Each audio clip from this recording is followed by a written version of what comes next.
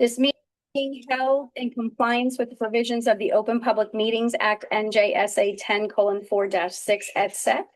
Annual notice has been forwarded to the New Jersey Herald and the Daily Record. It was posted on the bulletin board maintained in the municipal building for public announcements. Can I have a roll call? Yes. Mr. Bongiovanni. Here. Mr. Falcone. Present. Ms. Johnson. Here. Mr. Kukovic. Present. Ms. Rodriguez. Here. Mr. Taylor. Here. Mayor Glatte. Here. And if you'll stand and join me in a salute to the flag. I pledge allegiance to the flag of the United States of America and to the republic for which it stands, one nation, under God, indivisible, with liberty and justice for all. And if you'll take a moment to just remain standing for the loss of our dear friend and councilman from Byram, Harvey Rosaf.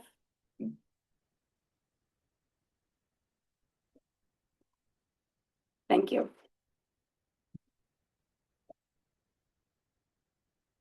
Okay, moving on to proclamations. We don't have any this evening, but we do have a small presentation from the Environmental Commission on their annual report. Hi, good evening.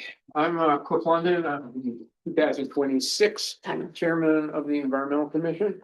With me, we have Rob Bond and we have Lori Alrell, who's a member of the commission. And I know you have a lot of things on your agenda, so we will be very quick. We're here tonight for two purposes. One is to give to you our annual report. That is what Rob is handing out right now. Since I was not on the commission last year, Rob will give the summary of the executive summary of the report. Secondly, the commission for its activities last year earned a continued bronze certification under the Sustainable Jersey program, and we will present that to the council. And as you know, we were doing a open space and recreation survey. We will see you in 2 weeks with a presentation on that. So with that, I'll give you Rob Bond.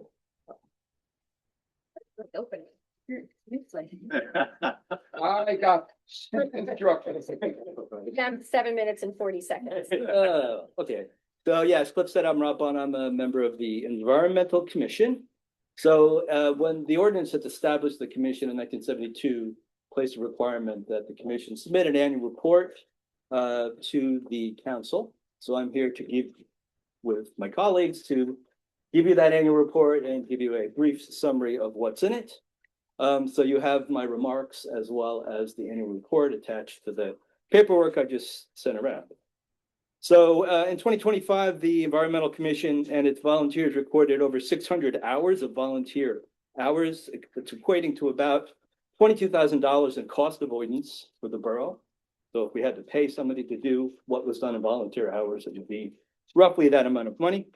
If you look on page 8 of the report at your leisure, it breaks down those hours by category in terms of where we spent our time. I will not burden you with that, but you can take a look and see. The commission obtained over $20,000 in grant funding in 2025, including an ecotourism grant from the New Jersey Highlands Council to add roadway signage directing residents and visitors to the borough's nearly 17 miles of trails, as well as on-trail signage guiding users once they get onto the trail itself. Also a grant administered by the New Jersey Highlands Coalition was obtained to design and install a rain garden at the Hopatcong Ambulance Squad. Planting of the garden was done by community volunteers and Environmental Commission members in the fall of 2025. You can see page 7 for more information on grants. Annual programs like the Borough-wide cleanup, Shred Day, park beautification, and rain garden maintenance continued, while new programs were added, including the Seed Library, which is out in the lobby, the Foster Flower Program, a trail stewardship program, and promotion of the borough's outer spatial mobile app for outdoor recreation. The Environmental Commission-led Green Team was successful, as Cliff mentioned, in getting the borough recertified as a bronze level Sustainable Jersey municipality. Only one of only 3 municipalities in the county that received the bronze level certification. So good job, Hopatcong. Our certification expires in 2018, and kudos to the Environmental Commission former chair, Wayne Cameron, as well as our former administrator Shelby Snow, who did most of the heavy lifting in terms of submissions into the program. So thanks to their efforts, as well as the green team in general. And for those of you that are unaware, Sustainable Jersey provides a collection of actions that align with recognized best practices for municipal government sustainability. So that's the purpose of the program. The program is undergoing a refresh in 2026. So it's recommended that the green team meet in the fall of this year when that refresh program should be available to see what's changed. And from that point, they can look and see what actions they want to pursue in our recertification when it comes up in 2018. Sorry, 2028, excuse me. Typically, you don't want to wait till 2028 to start thinking about it, because then you're just in panic mode. So finally, in 2026, the Environmental Commission will be completing the Environmental Resource Inventory update. So part of the Environmental Commission's role is to maintain a resource inventory of the environment within the borough. And that gets updated periodically. The last one was updated in 2013. So we're going through an update now. So that should be completed by the middle of this year. And it's all paid for grants, so it's free. Yes, part of the grant funding. We'll be beginning that ecotourism wayfinding project. So installing signs will begin this year. That will carry over into 2027.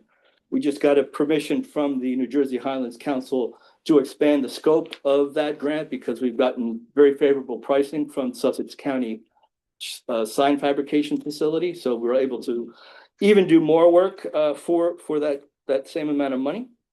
We'll be looking at other grant opportunities such as the Sussex County Trail Grant Program, which is essentially the Parks and Recreation fund that the county has. We'll be continuing with community outreach and education, so attending various events like the Lake Pacon Block Party, the Charity Hike, etc., and doing tabling and outreach to residents through that. So in a nutshell, that's the 18 pages you have in front of you. And now we have the photo opportunity. And in part, we get points if we get a picture of us presenting it to the council. So who wants to come down and have their picture taken? I'll have my picture taken. Okay. Why not? There we go. I'm gonna take a picture. Put it Yeah. down. Camera, right? My hair looks. Better than mine. Yeah, go that way. Oh, yeah. You got, Joe, you got a smile. You gotta face this way. Oh, face the cover. Are you present, Lori, you have to be in the picture. Rob, get in the picture. Sure, go ahead, take it over here. Blur out the background, please. Very good. Thank you. We good? Okay. Thank you. Good job. So I hope I did not exceed our time limit and. No, you're good. Hey, Rob, were you on that meeting yesterday with the county? On the grant? Yeah. That was actually this afternoon. Oh, that was this afternoon. Yeah. That's today's. I clicked was on. I was on it this afternoon. I see my dermatologist. So. Very good. Great Thank you job. very much for the presentation. Thank you for the wonderful work.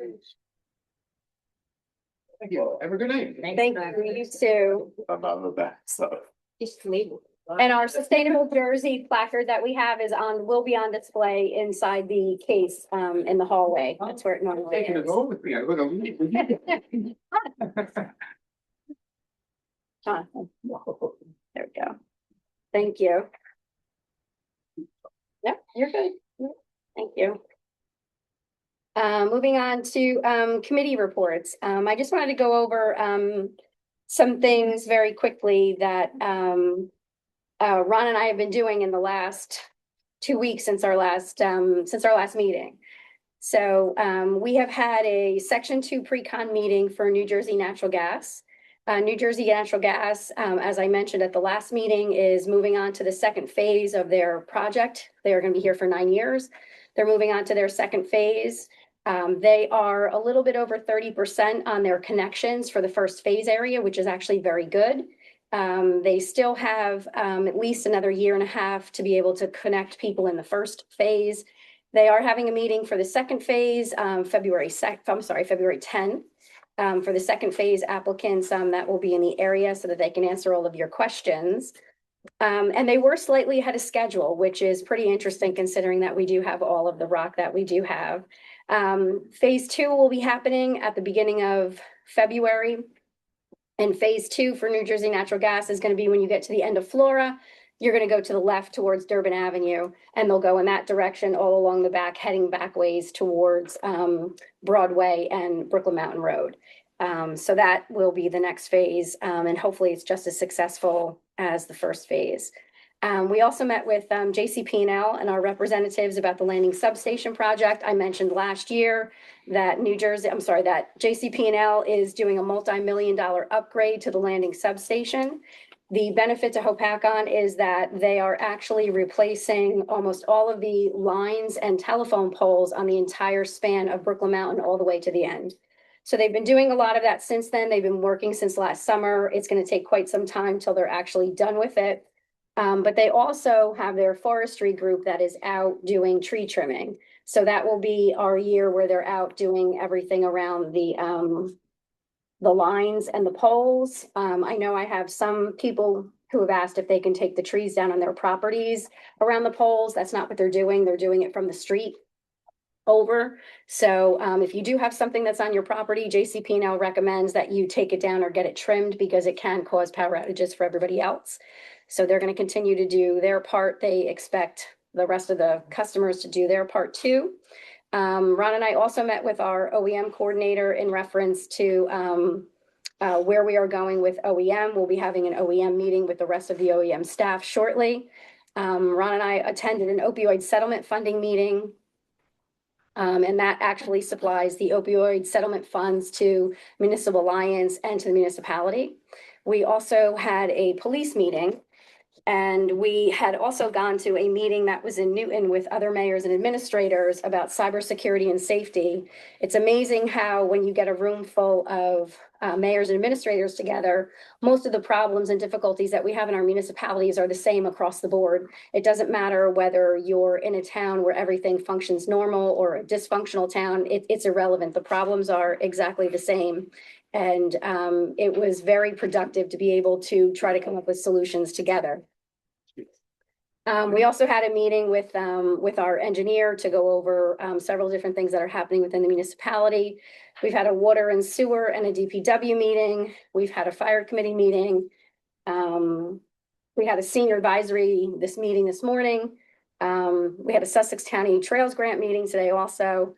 We did meet with zoning to discuss short-term rentals. We've met with other municipalities and gotten their information about what they're doing. There's a lot of different things that happen in the towns with short-term rentals. The unfortunate thing is in our area, we don't have any hotels, and the short-term rentals does affect our tourism. So we want to make sure that we get it right. So we have been asking our zoning officer and our administrative staff to go over every aspect that we possibly can to present a very good ordinance moving forward so that we don't have any holes like we have in the past. So that should be coming in front of this board very, very shortly for the short-term rentals. We also had a meeting with the county about the Sussex County Senior Center, the lunch program. And we also met with a company that could possibly help us with our searches for QPA and for other financial and personnel issues within the borough. So I've tried to keep Ron as busy as I possibly can. If you can't tell, I'm trying to get him in here and get him used to what's going on. Currently, we're trying to meet with the new DEP commissioner with a governor change. All of the different people in the positions in New Jersey change, whether that's the State Board for Gaming Commission, whether it's the DEP commissioner, whether it's Consumer Affairs. There's very few positions that have stayed the same. The unfortunate thing for municipalities are when we go to apply for something, especially between now and June, till those people can acclimate themselves to their positions, it's very difficult for us. It takes us longer to get things accomplished at the state level. Plus, we already had established relationships with other people where you could just pick up the phone and say, hey, I'm looking to do this. Can you help me along the way? We don't have those relationships yet. So we're currently trying to meet the new DEP commissioner and have them come here so that we can have some kind of a relationship with the municipality. We also have the Hop Sail 250, which I had mentioned a few weeks ago. That's going to be the boat parade to celebrate the 250th anniversary of America in Hopakon. That's going to be done with Morris County and also Hopakon. We are the only Sussex County town on the lake, but it's going to be a boat parade, and they have not figured out whether or not it's going to start outside of Berchen's Island. They were talking about a couple of different spots that it was going to be at. There's a couple of maps that are out and about. We'll have one hanging when we can get a bigger one out there, but that's on July 11th, and that's from 11 a.m. to 2 p.m. And the spot for Hopakon to be able to see this parade is going to be the River Styx Bridge. We also have the block parties May 16th. We had a meeting about the block party recently. And I just want to remind, I'm surprised that Rob didn't mention it because he's usually very efficient with everything.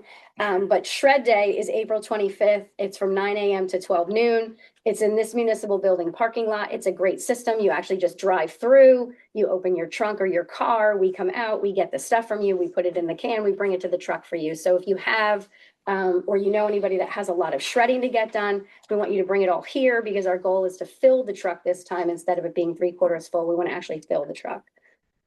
So that was really all that I had with some updates. Steve, do you have any? So you touch up a lot of on a committee report, but I just want to touch up Hopakon Fire Department Northwood Firehouse is celebrating their 100-year anniversary this year, July 11th, and at the same time, sometimes in September or November, they're getting a brand new engine replacement, and they're replacing a 1984 Pierce truck. So it's well overdue. And I think that covers it for the report. Great. Jonathan? Well, you covered some of my reports. We had a senior advisory meeting today. And that went pretty well. And then we also had the police commission meeting. Other than that, we have nothing. We had a lot. Yeah. We had a lot. Jennifer? So for the Alliance, the movie and bingo, candy bingo is scheduled for May 1st. As it gets closer, I'll have more details. Girls on the Run is running this year. Registration is $100, which includes 2 times per week training and a 5K at the end. And if you want to get involved, I think that the registration period is over now, but I think they'll probably still take new girls. Is the email gotrnjn.org. The Elks are hosting a bunch of events in the next few weeks. February 21st, they're hosting a pig roast for the pre-leap in the lake. There's going to be 4 bands and a light tricky tray. On February 22nd, they're hosting a pre-leap in the lake penguin fundraiser, which I'm really excited about. $5 a penguin. The race will pay out $1,250 first place, $750 for second place, $500 for third place. And the day of can't speak today. There will be music by The City Limit. Food includes clams, shrimp, wings, burgers, hot dogs, and French fries. The lodge is currently selling their penguins, so swing by there and pick them up. They're $5 a piece. The Leap in the Lake is March 7th. The Elks are attempting to get to raise $1 million for our special kids. And on March 28th, they're hosting an adult Easter egg hunt. The next meeting for the Alliance is March 16th at 6 p.m. For the school, the PTSO is hosting a tricky tray on March 21st. Doors open at 1:30. Calling starts at 4 p.m. Tables are available for $80 for 8 people each. There are advanced ticket sales also available. If you want to purchase tickets in person, they're selling them at Dunkin' Donuts on 2/6, 2/11, 2/17, 3/6 from 6 to 8 p.m. On February 22nd from 11 a.m. to 1 p.m. and on March 3rd at the high school cafeteria from 5 to 8 p.m. or you can email hopakonhighschoolptso@gmail.com for more information. The school is also raising funds for a new gym floor, which has not been touched since the gym opened in 1995. If you're interested in donating, please email the super, jhallenbeck@hopakonschools.org. Their next Board of Ed meeting is Monday, February 23rd at 7 p.m. at the administration building. For ambulance, the next meeting is Tuesday, February 7th at 7:30 p.m. at the ambulance department. They're always looking for volunteers, so please contact at hopakonems.org. After the presentation by the Environmental Commission, I wanted to also thank Wayne Cameron specifically for his work on the Sustainable New Jersey submission. I know it took many hours for him, and I just wanted to thank him for that. I also wanted to send my condolences to 3 dearly departed members of our community. Colleen Kelly and Valentin Hunsicker from our ambulance squad both passed away. And my friend Harvey Rosoff, who was a council member in Byram and a committeeman for Sussex County. While I was up here for my last term, Harvey was the only one to call and check on me. We went out for lunch very frequently, and I'm going to miss him. So that's all. Thank you. Joe? Yeah, just to touch on Jen's update from school. As she mentioned, the gym, the main gymnasium, or what we still call the new gym, 31 years ago. New gym? Opened up. Yeah, and I remember I was 14 years old at the time when it opened, and you walk into this, it was like a mecca. And if you look at the facility, it still holds the same value and meaning. It's probably one of the best facilities in Sussex County. And since the school is able to get the referendum passed, to fix the roof, now we have a solid roof over the head. The next step is to fix the gym floor. So we are accepting donations, and I know money is always tight, but anything that you can give, any donation over $1,000, there will be a special mention for you on the gym wall. I want to thank Jen Johnson and her family. They wrote a very generous check to the school. But I think it's a very important monetary piece for the town and for the school as well, because of the facility and how big it is.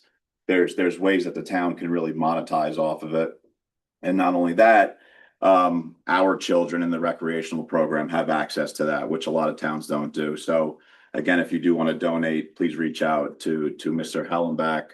I do have a proposal to the council here that our lawyer is looking into to see if the town could make a donation as well. I think it's important that the town and the school, even though we're two separate entities, work very closely together. I think we've seen in the past those two feel very separate, and I think that's probably part of the problem and the reason why some of the schools are in the shape that they are. But I think the partnership between the borough and the town is crucial. And as our schools get better, our property values go up, right? Our kids have facilities that they are proud of, that they can hold their head up when they go into.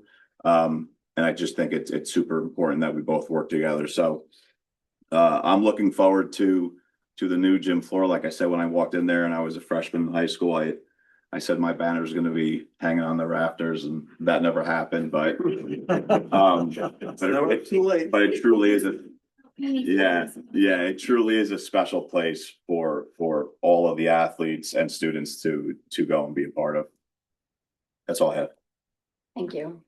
Anthony? Good. On the finance committee, you'll see a resolution that we'll be talking about in a minute, requesting Phoenix to provide some financial services to keep us on track with things that we're doing predominantly at the end of the year, as well as the budget.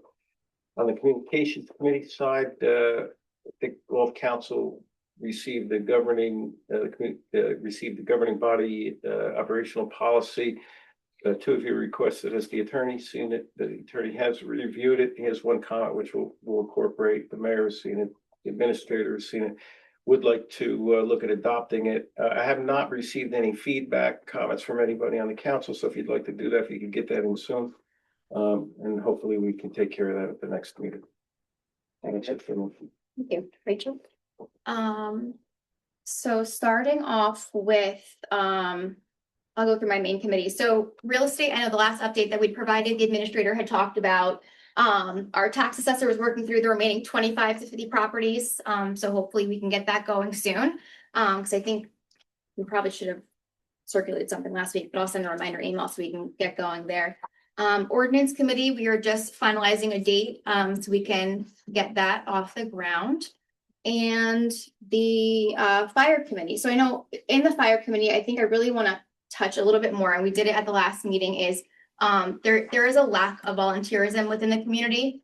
And everybody needs to work these days, right? Nobody really has a lot of free time, but we're trying to see how can we as the borough help our fire departments, just from a financial standpoint, you know, and giving them, you know, money in their budget, but like what can we do? What will help excite residents to join the local fire department. So not just advertising for them. I know the mayor had some great ideas about maybe sharing the history of the fire department, but I think we're just trying to see how we can brainstorm just energizing people to be part of something that's really special. Especially because they provide so much for us and they show up regardless, day or night, time, time of the year, they're always there for us. So there's a lot coming. And I think the one thing that we also talked about was how much more information can we put out in the calendars that everybody gets? If there's fire department events, let's put it in the calendar because, everybody should have all the information that's available.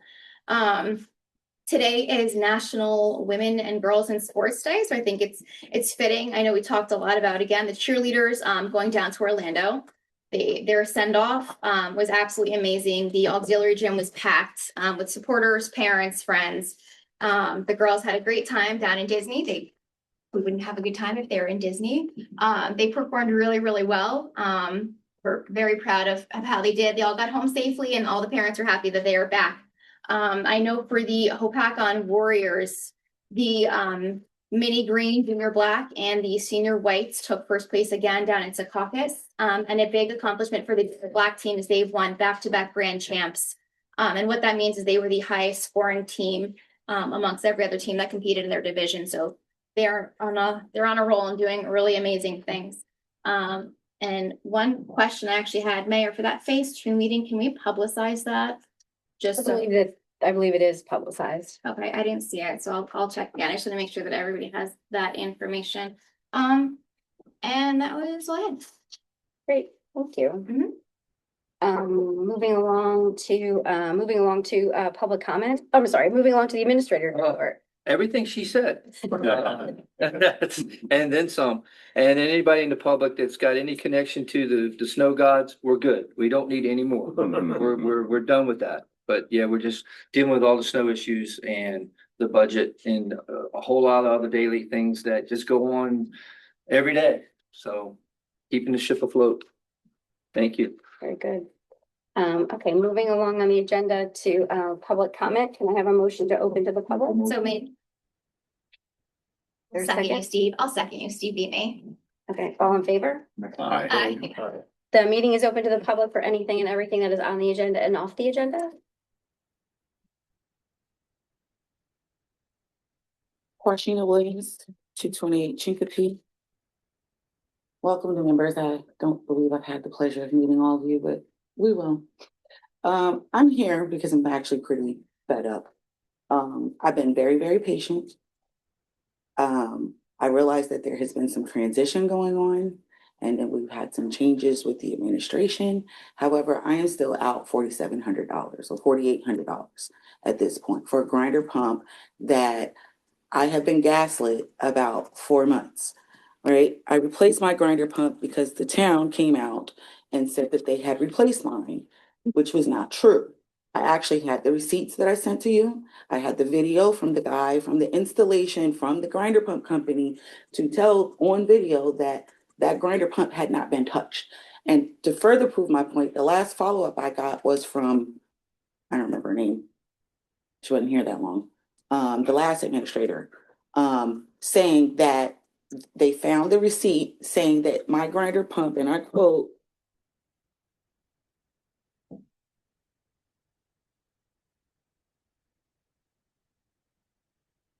Shelby, what's her name? That it was rebuilt on 8/10/2020 and installed on 8/17/2020. We had a power outage that day, that year, that week. All right. My receipt says that my pump that I paid out of pocket, right, $600 or $700 or whatever it was pumped on 8/17. So there's no way possible that they replaced my pump on the 17th. It just doesn't work like that. And on top of that, I filed a claim because one of my ovens went out, my ice maker went out. It was a disaster. So I filed a claim to the insurance company. So that's not factual. I have the receipts. Nobody's been following up. I know Ron has been informed of this matter more than one occasion. So now we're at a point where now I'm wondering how many other people in this town have said that their grinder pumps have been replaced and it's not been replaced, and where are they disappearing to? Because my girlfriend, she said she had the same issue, but the town sent over somebody and they only charged her $2,500. I paid $4,800, and she has her receipts too. So where are the grinder pumps? Where did they go? And where is mine? Because somebody owes me $4,800, point blank, period. I'm sorry, so you said you filed a tort claim I already? have not filed anything. Why should I have to file for something? So you Something didn't. that you've already been. I'm just asking, Oh, I'm okay. just asking if you did. Yeah, no, I haven't filed anything. I'm coming to you face to face because we've communicated and you said you would follow up with me and you haven't. Well, I gave it to the administrator because Yeah, I can't. and I have not heard from Shelby since the league. I understand that, but I cannot investigate it myself. I have to give it to And the Ron investigator. has been informed. I've gave him plenty of time to reach out to me. He's been here for a minute now. I've been more than patient. This has been months. This is not no brand new thing. And nobody has communicated with me. So I'm asking someone find out where my grinder pump is or give me my $4,800. I don't want to have to sue the town. I love this town. We've been through enough lawsuits. I shouldn't have to go through that. But I don't think anybody wants me to start digging. Because I'm pretty sure there's grinder pumps that's missing, and then somebody from that DP whatever is liable for that because they're disappearing. Where are they? What's your address? 228 Chincope. I'm right up the street. Thank you. Thank you. Anyone else? Dave?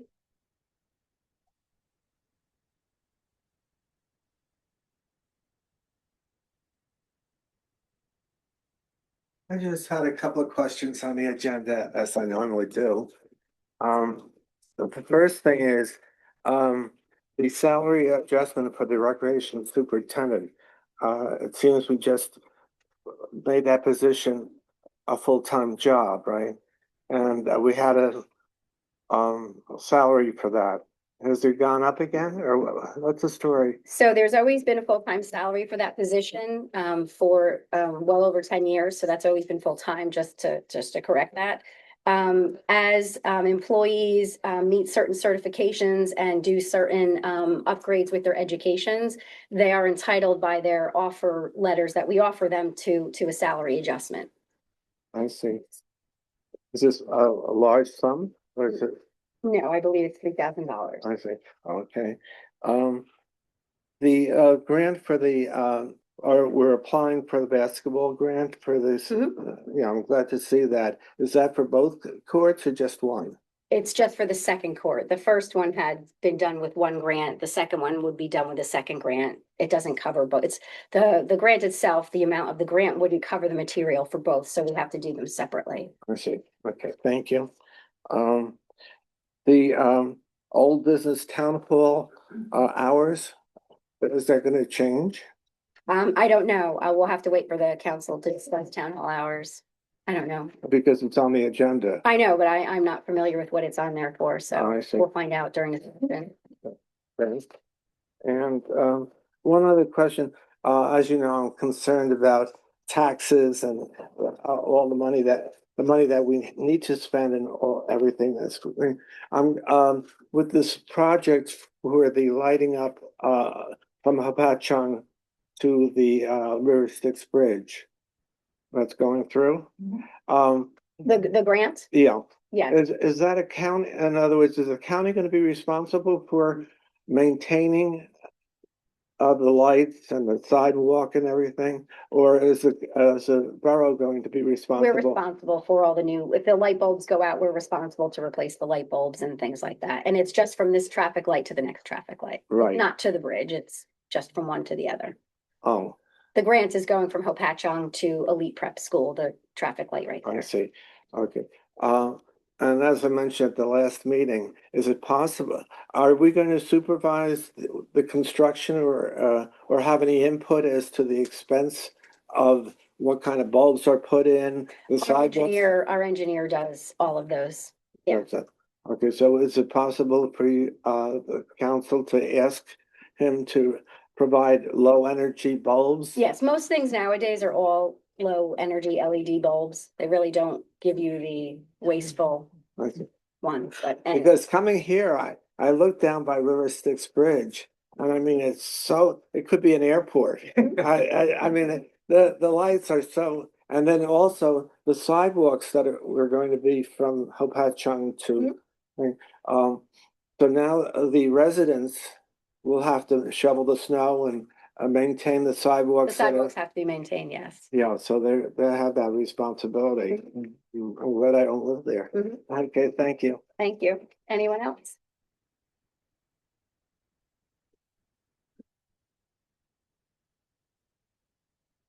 Bobby Fernandez, 127 Marla Road in Hopatcong. I'm sorry, did you say Marla? Marla, Marla. On the top of the hill behind the Civic Center. Mhm. I'm here to talk about the potential ice facility in Roxbury. It is going to be on, if it's chosen, it's on Route 46 on the border of Necong and Roxbury, right in our backyards. So I'm here tonight to ask for clarity and transparency regarding its potential presence and its impact on Hopatcong. First of all, how would the potential ice facility affect our property values? Have studies or comparisons been done with other towns that host similar facilities? If so, can those findings be shared with the residents?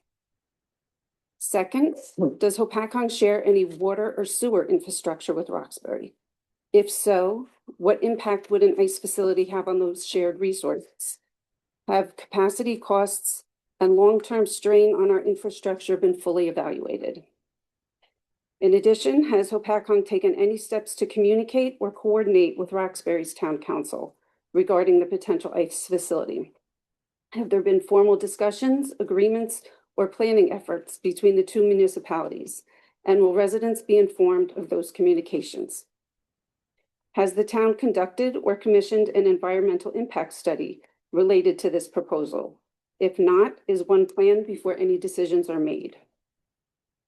What is Hopatcong's official policy regarding ICE? Specifically, would Hopatcong police officers be expected to assist ICE operations, or would their role remain focused solely on protecting and serving Hopatcong residents? Hopatcong's Latino population makes up approximately 27% of our community. In light of recently passed state legislation limiting ICE access to sensitive locations, will Hopatcong formally commit to following and enforcing these protections? Finally, has the town considered the potential negative impact on local businesses?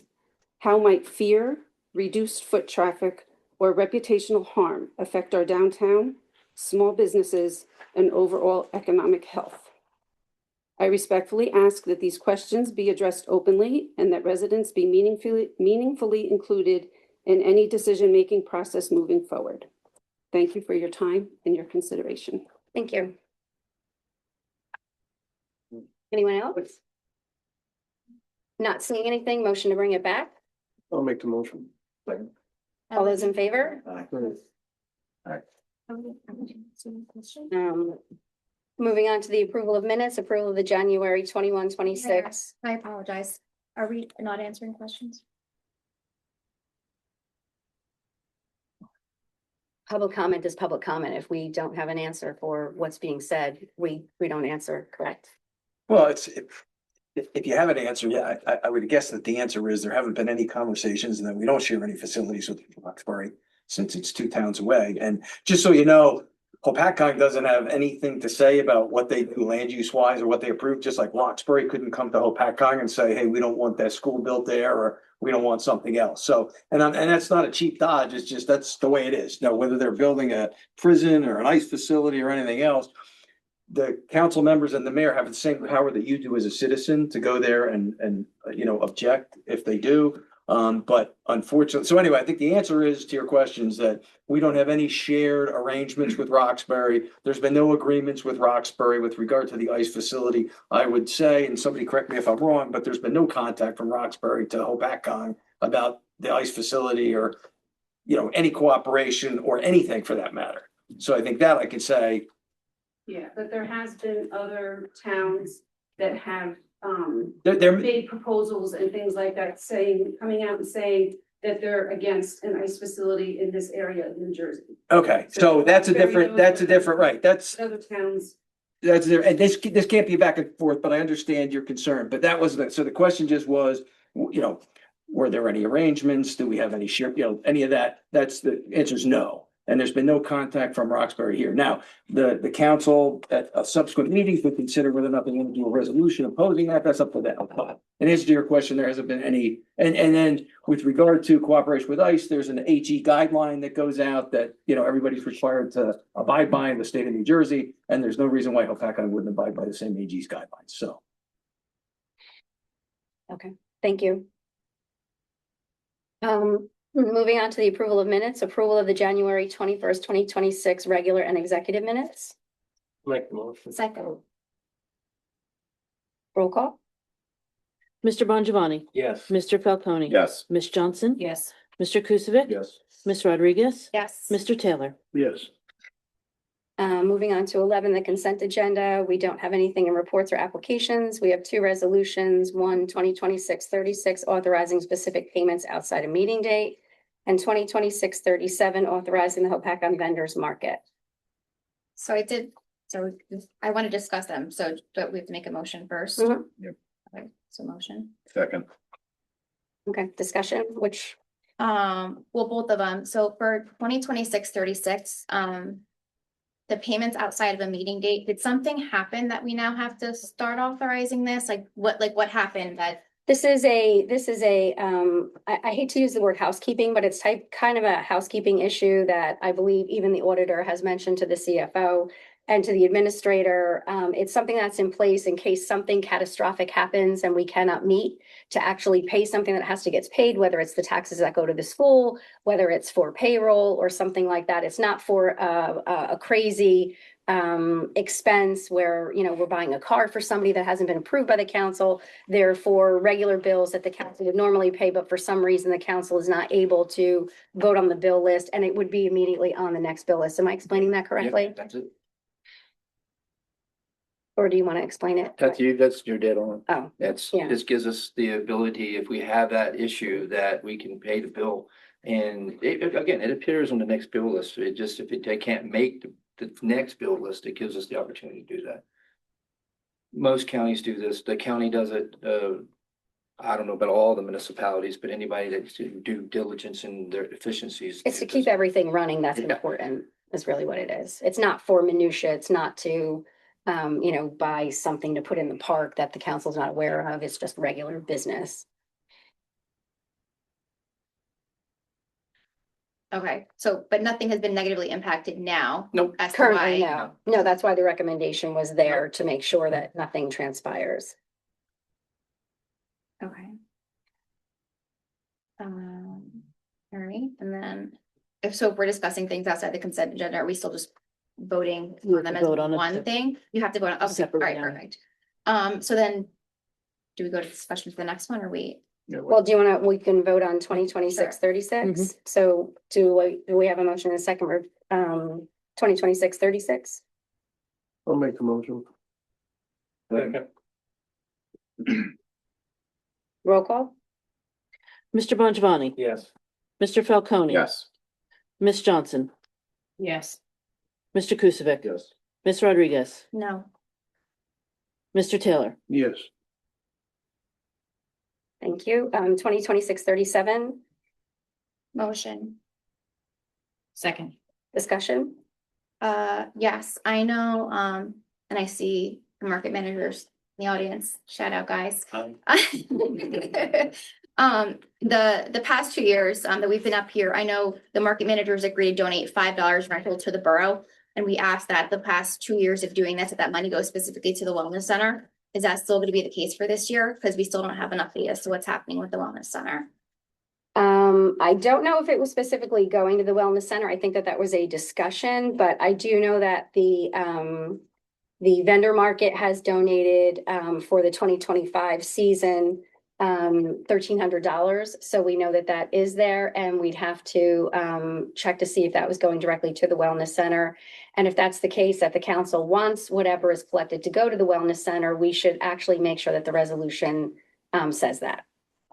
Okay, yeah, because I know, again, we discussed it in those meetings and that was how it was done, I think historically, right? It was, that's where it went to, so I think we should, if that's We what should it's make gonna the be, we should resolution reflect that. absolutely, I yes. can amend that. We can make the amendment so that the resolution says that. So with the motion and the second, you both agree to the amendment to the resolution that it Well, would do go we have to to. make a new motion?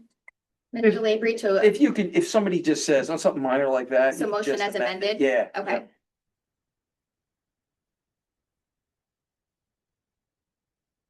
Roll call. Roll call. Mr. Bongiovanni. Yes. Mr. Falcone. Yes. Ms. Johnson. Yes. Mr. Kukovic. Yes. Ms. Rodriguez. yes, Mr. Taylor. Yes. Resolution 2026-38, authorizing a second temporary budget for the year 2026. Make the motion. I'll second. And the roll call. Mr. Bongiovanni. Yes. Mr. Falcone. Yes. Ms. Johnson. Yes. Mr. Kukovic. Yes. Ms. Rodriguez. yes, sorry, I think I was, Yes. Ellen Gall, yes. Mr. Taylor. Yes. 2026-39, refund tax overpayments / cancel future taxes for block 10908 lot 6, a 100% disabled veterans exemption. Second. And the roll call. Mr. Bongiovanni. Yes. Mr. Falcone. Yes. Ms. Johnson. Yes. Mr. Kukovic. Yes. Ms. Rodriguez. Yes, Mr. Taylor. Yes. Thank you. 2026-40, a refund of a construction permit for block 40401 lot 185. motion, Second. And the roll call. Mr. Bongiovanni. Yes. Mr. Falcone. Yes. Ms. Johnson. Yes. Mr. Kukovic. Yes. Ms. Rodriguez. yes. Mr. Taylor. Yes. Thank you. 2026-41, approval of the salary adjustment for the recreation superintendent as discussed in our last executive session. Make the motion. I'll second it. Discussion, so can we add any more clarity as to what this specifically is for? He passed his whatever recreation. No, I know that, just so it's in there. Did I miss it? Yeah, it's in there. I apologize then. All right, perfect. I'm sure it's all. That was a test, Ron, passed. Okay, roll call. Mr. Bongiovanni. Yes. Mr. Falcone. Abstain. Ms. Johnson. Yes. Mr. Kukovic. Yes. Ms. Rodriguez. Abstain, Mr. Taylor. Yes. 2026-42, authorizing the submission of the FY 2026 local recreation grant application to the New Jersey Department of Community Affairs for Motic Park Basketball Court resurfacing project. motion, Second. Discussion. Sure. Mayor, I know you said that this was for the second court. I'm assuming the second court's in worse shape than the main court. Is that the reason why? Because the main court's in pretty rough shape too. Do you want to answer? Sure, yeah, Thank you. the second court it's for the lower court. It's the grant has limitations on the amount of funding, so it's we can then apply for the next court next year if we want to do both. But Yeah. we want to do it in stages because we want to maximize the amount of money that we get from the grant. Okay. Yeah, if we could do that for the main court, that'd be great. When did we do the other court? It was fairly recent, but time flies. It's a lot, but it gets a lot of use though too. You know, I think Ron Jobless was here when they did that one. It's recent, 10 years ago. Yeah. No, it wasn't 10 years ago. But it does, those courts get a lot of use all 4 seasons. Any other discussion?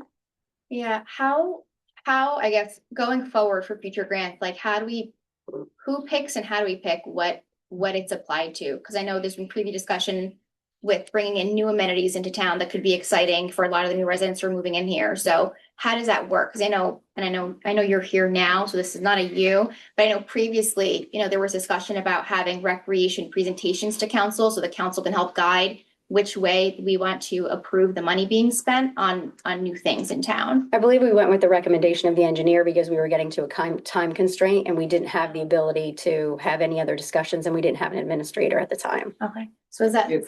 how do we help you? So we make sure like we have all Well, opinions? I can just say that what I see getting funded a lot is playground equipment replacement and redoing surfaces like tennis courts, basketball courts, and maintenance of that kind. So that's kind of why this was selected, because I see those a lot of grants are Right, being right. issued for those. I know last year we applied for some recreational equipment, not recreational, some exercise equipment, and you just don't see, you can look at a list of what's being funded, and that's what we try to target, is so that it may not be the exactly what we would like to get the money for, but let's apply for a project that we know we're gonna get money. It's better to get some money than no money for something. Right, oh, no, that's out of- absolutely. out of the ordinary. Yeah. So I think that's what we have to look at. When, any grant program, you gotta focus on the grant and see what are they funding? And so, we can certainly look at that list and go that, it's a great program. They do fund a lot of projects, but they don't disclose exactly how they're selecting the project. So the only thing that we can really do to see what they're approving is look at the grant program and see what project was listed.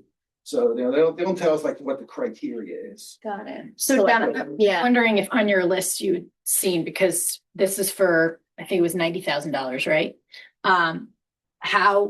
How many projects they're doing at senior centers. So like the parking lot in our senior center, the lighting at our senior center, and getting them a new sign. I know Franklin Borough got this exact same grant for those things at their senior center. Oh, yeah, absolutely. We can start. What I can do is just kind of summarize, the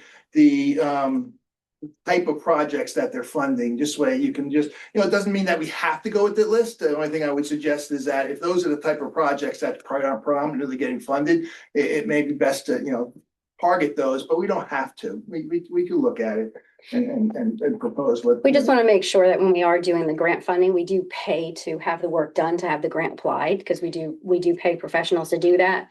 And, even with last year, as great as the idea it was for the exercise equipment, that's the first time in 6, 7, 8 years that we didn't receive that grant. And we had been getting it every single year except for last year. So we want to make sure, like he was just saying to Rachel, this is what's getting funded. So we want to make sure that we can receive them. Did you close out the previous grants? Because I know that was a reason why we also got denied, is we still had DCA money that we were awarded and we had yet to even cash in. We closed out the 23.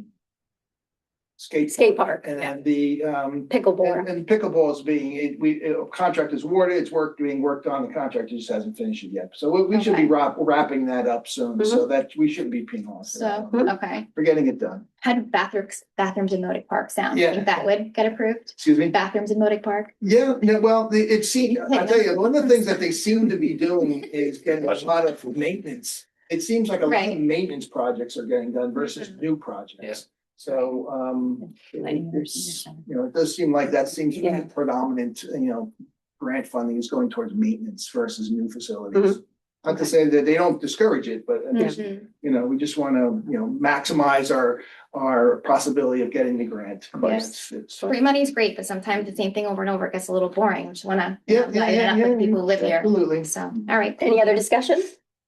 Roll call? Mr. Bongiovanni. Yes. Mr. Falcone. Yes. Ms. Johnson. Yes. Mr. Kukovic. Yes. Ms. Rodriguez. Yes. Mr. Taylor. Yes. Thank you. 2026-43, authorizing Phoenix Consulting Group for financial services. Make a motion. I'll second it. Can we have a discussion about this? Sure. So we hired them last year to do our reconciliations, correct? No. We didn't hire Phoenix Consulting Group last year. Okay, but we did hire a consulting group to do our reconciliations from last year, correct? Yes, we did hire, yes, we did. Is that the same services that they're going to be providing us this year? I don't believe so. This is a different scope of information that we have to get. From what I understand, this is a different scope of information that this team would be helping us get, that we just do not have the availability. We have the CFO is focusing on just what's happening in the borough on a regular basis, focusing on the budget for 2026, and also all of the audit recommendations that we're trying to correct. So there are many different things that our CFO is currently doing. This is just something that additionally helps get us through the finish line so that we can finish out 2025 and we have nothing left to look back at whatsoever. Did I explain that right? Did I explain that right? So this is not for the reconciliations. Can I be honest? I would hope. Yeah, of course. So we can tell the truth about that. I don't know, I mean, part of it is, but it also involves some personnel, so I don't know if I'm allowed to speak No, to I that. know, No, So, but it does have something to do with the reconciliations. but the reason being that there were some personnel issues. Gotcha. So I don't think I'm allowed to No. discuss that. So we have to spend an extra $10,000 is what I'm hearing to do Well, not to exceed. up to $10,000 not to to exceed. do this work that correct. is. I'll ask that question later because I can't. I'm sure that if you have a private conversation with her, she. Oh, yes, that's what I mean. Any other discussion? Not hearing any roll call? Mr. Bongiovanni, Yes. Mr. Falcone. Yes. Ms. Johnson, No. Mr. Kukovic, Yes. Ms. Rodriguez, Abstain. Mr. Taylor. Yes.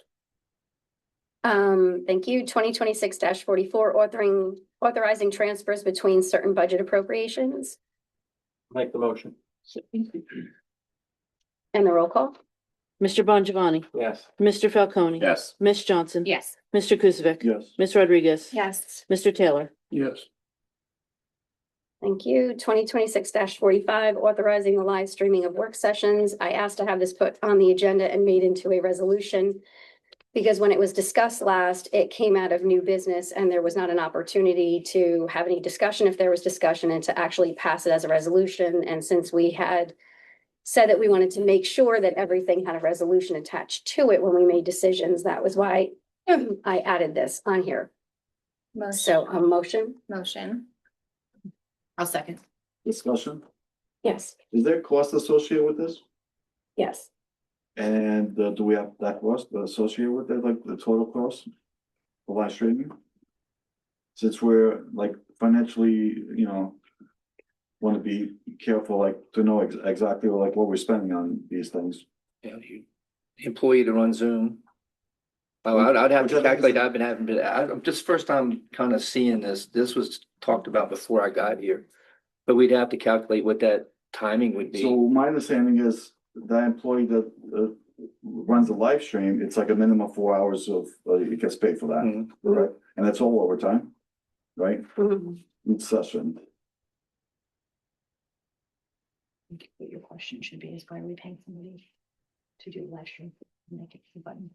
Well, Mhm. that's also gonna lead into that too, yes. It should be the discussion. I think that I like to see the total value cost money wise before I would feel like voting for this.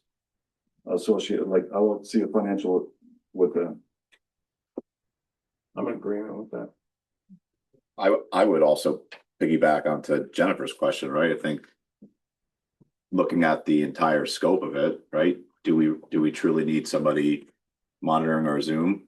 Well, I think last year there was talks, but I know we got late into a game with, with budget wise to, I think Rachel doing a lot easier where we just press a button. We don't need a person like, coming in here for 4 hours, they automatically. That was part of the capital request for last year for the Okay. administration office that we had made mention in last year's budget work session that we would make that a priority for this year's capital budget request when that came through.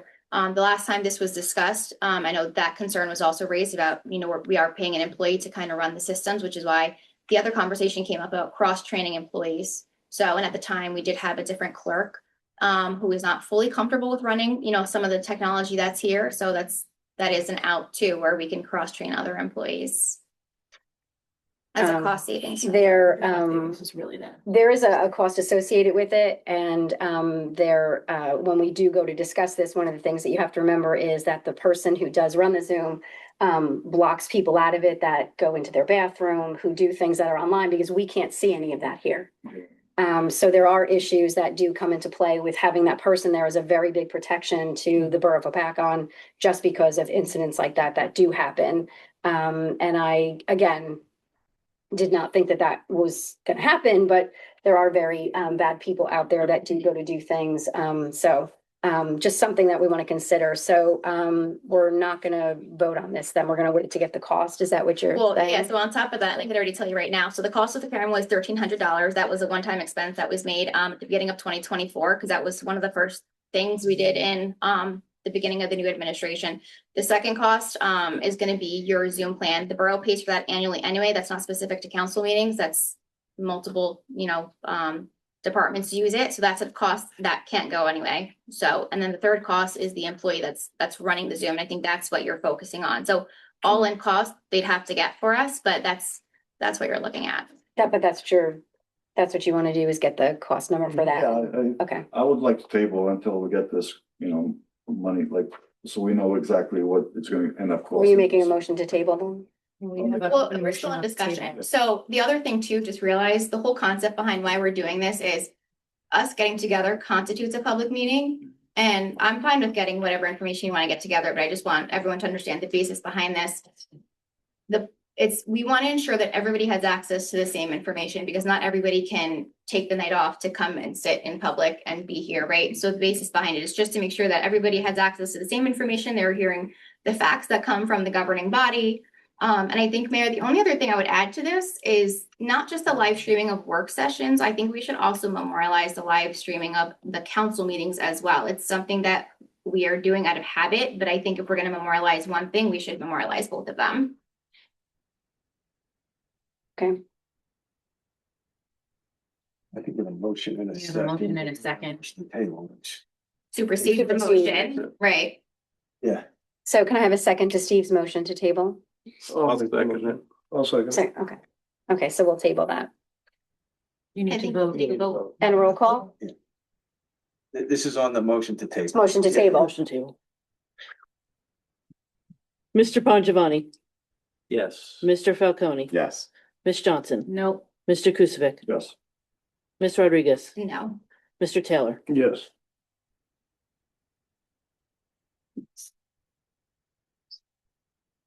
Moving on, 2026-46, the approval of the bill list. Motion? I can do old one bill. Motion? We need a second. Have discussion. All Have right. discussion. 00217. I have one I need to hold this. Wow. 00217. 17, right? Mine, Hold them both at the same time.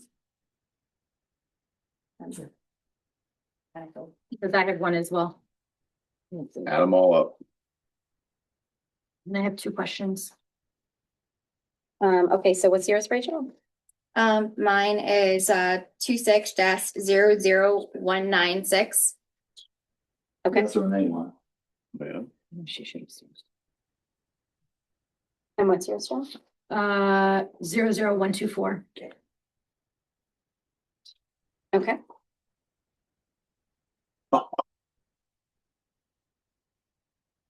Is your question on the bills that you're pulling or on the bills that we're voting on? Bills that we're voting on. I just have a quick question for 25-02407 and 26-00053. We usually pass resolutions, correct me if I'm wrong, or maybe I'm not, for the refund tax overpayment and the lien. Are those usually, do we usually do resolutions for those before they go on the bills list? Not for land use. Those are land use. For a tax overpayment? That's not land use. That might have been the last one. You did last meeting. And the lien is not land use. I thought we did resolutions for those before they went on the bills list. Oh, you're saying not for the lien? Not for the lien. Not for the lien. Not for the lien. Okay, so my bad on that one. But for the tax overpayment on that lot and block. We look. I think it was last meeting, but I don't know the block. It's usually on the same bills list that it is. That's why we moved the bills list, so we could do those overpayments. And then automatically they're on the bills list after the meeting. Yeah, we had one last meeting. Yeah. Just on the-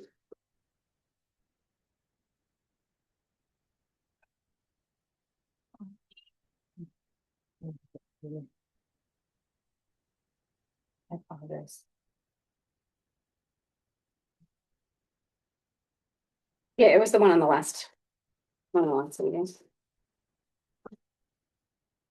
Okay, any other questions? Not seeing anything, roll call. Mine is 206000196 00217 00124. Okay, roll call. Mr. Bongiovanni, Yes. Mr. Falcone, Yes. Ms. Johnson, This is all but those? All but those. Yes. Mr. Kukovic, Yes. Ms. Rodriguez, Yes. Mr. Taylor. Yes. Can I have a motion to pass 00217 Make a motion? Second. and the roll call? Mr. Bongiovanni, Abstain. Mr. Falcone, Yes. Ms. Johnson, No. Mr. Kukovic, Yes. Ms. Rodriguez, Abstain. Mr. Taylor. Yes. Can I have a motion for 2600196? Move it. Second. Need one. We need a second for that. Is that a question or Second. you like Second. I thought we did them all. Isn't that the one you're, Second, seven. isn't that the one you're abstaining from? I thought we lumped them all together. Yeah, that's what I voted on. Well, she could abstain and still make. I was doing them motion. separately, so you could Second. vote on. Oh, okay. Oh, Right. what was the Okay, I first rescind my one? second. The first one was Anthony's. 217. Oh, Second. then I vote, It doesn't matter. It's okay. Still- Yes, yeah. This one is Rachel, so she probably shouldn't second it. Right, yes, I I'll rescind my second. second. Okay, so roll call for 2600196. Mr. Bongiovanni, Yes. Mr. Falcone. Yes. Ms. Johnson. Yes. Mr. Kukovic, Yes. I'm sorry, I thought we were doing them all. Ms. Rodriguez, Abstain. Mr. Taylor. Yes. Okay. This, can I have a motion for 00124? This one is in there for you. Thank you. Make the motion. Second. And the roll call? Mr. Bongiovanni, Yeah. Mr. Falcone. Yes. Ms. Johnson, That one's, Mr. Kukovic, sorry. Ms. Rodriguez, Abstain. Mr. Taylor. Yes. Okay, thank you. We have no introduction of ordinances, but we do have a final hearing for 1-2026, granting municipal consent to Cablevision to update doing business name. An ordinance granting municipal consent for the operation of cable television system within the borough of Apacka, New Jersey to CSC TKR LLC. I need a motion to open to the public. Motion. Second. The meeting is open to the public for this ordinance and this ordinance only. Not hearing anything, motion bring it back. Can I ask, sorry, quick question, because we jumped really quick into public. Have we started getting the PEG grant payments yet from that? We'd have to check. I don't know. Okay, because I know within, yeah, I think it's within the first 90 days of execution of the contract, we should have received the first PEG grant payment. They had given us an allocated breakdown. And what are we, I guess, have we decided what we're spending that grant money on? We can look into them. Okay. Payment monies. Motion to bring it back. Motion. Second. Okay. I asked Mr. Haggerty to come here this evening. I'm Yes, sorry. Good evening. My name's William Haggerty. I am the attorney for the Land Use Board, and I have been for many years. The reason I was asked to come tonight is there was a conflict with your previous municipal attorney, and I was engaged to review the ordinance. The ordinance is highly choreographed. It is a renewal of a franchise. It's 10-year franchise. The compensation to the municipality is 2% of the gross receipts in terms of the franchise payments. So we have to be careful to audit that and make sure we're getting what we're supposed to. With the approval of this ordinance, it'll go back to the Board of Public Utilities. It'll be finalized, and this will again renew this for another 10 years. It is non-exclusive. Another company could also provide service, but it does itemize in here what entities within the municipality would get free service. So that's part of the negotiation. Okay. Any questions? Happy. Yes, I have a question. Sure. I had asked it at the last meeting, and I'm happy you're here. Thank you for coming out. The status of the wellness center, that's one of the free service locations within that contract.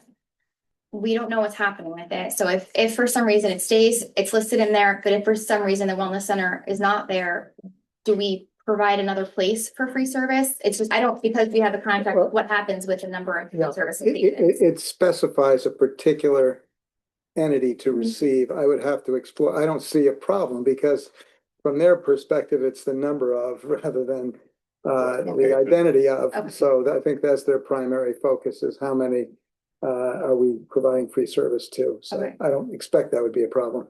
All right, thank you. Thank you. So can I have a motion, from the council for the, operational name change, Second, and the roll call? Mr. Bongiovanni. Yes. Mr. Falcone. Yes. Ms. Johnson. Yes. Mr. Kukovic. Yeah. Ms. Rodriguez. yes. Mr. Taylor. Yes. Great, thank you. Thank you for coming, Mr. Haggerty. Copy of the record tomorrow, so we can move on it quickly. Perfect. Okay, thank you. Thank you. Okay, moving on to old business, we have cannabis, we don't have an update, I don't know, we have not gotten an update from the previous planner as to where he was. Mr. Rushke is now our current planner. I don't believe that he has had, contact with our, previous planner yet either to get an update from that yet, not that I'm aware of. So so Van Cleef is no longer a municipal planner. Mr. Rushke is. Correct. Yes. So then, okay, so at the last meeting, Ron, you were gonna follow up with the planner. Right, Yeah. and for a report, right, on where we could put this, right? We met yesterday. Okay, Well, we met with John, we didn't meet with the previous We planner. haven't met We with the haven't, previous we planner. don't have to meet with the Yeah, previous that- planner anymore I because started with him. you're our new planner, so. Yeah, Well- no, I can give it. well, we want to be able to get the information from the previous planner because we paid for it. So we want to get whatever he has and where he is with it on doing the work. Can we ask Mr. Rushke to make this a priority for the next meeting to have an update? But, I mean, this is not on you, Mr. Rushke, because your knowledge is impressive, but it's February and the old planner hasn't given the new any of the information to the new planner yet. We voted on this beginning of January, so, I mean, like, do I? what's What I going on understood with was the that? planner had never done anything. What I understood was that the planner didn't do anything for us in regards to a report. We were waiting on. That was where I left off with Shelby on that, was that we were still waiting for the planner and the planner was overly busy and couldn't get us the report yet. So, Well, yes, because we had affordable housing. That didn't end until December 23rd. So Right, they, so- they were very busy with that. But I would probably direct, I would probably ask Ron to reach out to Van Cleef to see whatever it is that they do have, because we did pay for those services. And we certainly can ask, Mr. Rushke to give us, some kind of an update for our next meeting. Yeah, I'd prefer that, right? If you can, Mr. Rushke, I know you're super busy, but yeah, this is going on for a while and I'd like to see this come to some sort of progression, not even resolution at this point. Yeah, and I think we're also, are we not doing a survey question? Is there a survey question? I think that's a question that we've had for a while too. I think we were waiting to see what we were getting back from where it could actually go, because we were targeting the survey based on what that was, because we weren't going to ask the public questions that we didn't know that we weren't going to have the ability to do those things. Okay, because I thought we were doing that like in tandem, because we were waiting for so much information, like we wanted the survey question out first to see if it was even something that was worth pursuing. So I didn't get that impression, because if we aren't capable of having a facility for growth or something else, there's no point in putting it in the survey. We were waiting to get the justification of what we could and couldn't do, and what the request was. and then also I just wanted to make sure, because the other follow-up was the attorney, right? The Yes. cannabis attorney, which I know I only got to you, I think on like Monday or Tuesday, because I actually, in all honesty, completely forgot. And then I was like, oh, I know the guy's name. And then when I went to go look up the guy's name, I was like, I don't know the guy's name. So I had to reach out to the attorney to get his name. And then I forwarded that to you. I don't remember if it was late last week or early this week, but that was another thing that. I've been in conversation with him and he's very, very much indicated that when we're ready, which we're not yet, that he will come in and do a 15-minute presentation to us on his services. And he says we got a long way to go before we're going to need his services, but he listed those yeah, services. he said after he does his 15-minute presentation, if he wants us, if we want them, he'll send us a proposal. Okay. Okay, and then, yeah, Anything else for cannabis? So I guess by next meeting, Yeah, yeah. we'll have some sort of report. Yeah, yeah, so. I did get the updated numbers from Franklin Borough on Monday. From their council member, and their for 2024. It was $1.2 million. And they're, just so everybody knows, their tax levy is $9 million. That's their budget, is $9 million. And they brought in 1.2, and for 2025, their final numbers were 1.9. And all they do, I think that they have some, but really that's just the manufacturing And numbers. that's the revenue that they That's generated. the revenue that they generated, Yeah, that's the that they revenue. received into their budget, But you said that was just for manufacturing. just for manufacturing. Yeah, they have I'm a, not talking about the recreational, the Right, stores. right. Yeah. Just manufacturing. they have they only have the one facility, I believe, and it's the growth facility. It's 100,000 square feet. It's 100, it's a little over 100,000 square feet. Okay, anything else? Okay. Moving along to short-term rentals. I can tell you that we have been updating the application. We've been working on updating the ordinance. We're hoping to have that ready for the next meeting. For council's introduction and discussion. And then hopefully, if that works to everybody's liking, then we should be able to pass it for March. Did everybody got that email right today? So I The resident? I printed it out Okay. if you want to take one. Cause If you I want paper. I Yeah. wanted to know if that would be a route that we went down, that program that they had. Yeah, Jonathan and Ron weren't on it, so I forwarded it to them, so you guys have it in your emails too, but I printed out a hard copy of what the resident sent over in case anybody wants a hard copy. Yeah, so like the cost of that program, and maybe that would make enforcement easier. Yes and no. Again, our enforcement, it has to be logical. It has to be something that we can react to right away. And what we're finding is our system that we have is very easily for people to navigate incorrectly through. And that's what we have to fix, because the way that our office is set up, you have to go from one department to the next department and be able to get your different approvals to be able to do this. And we find people going into one department and not making it back to where they're supposed to be. So we can certainly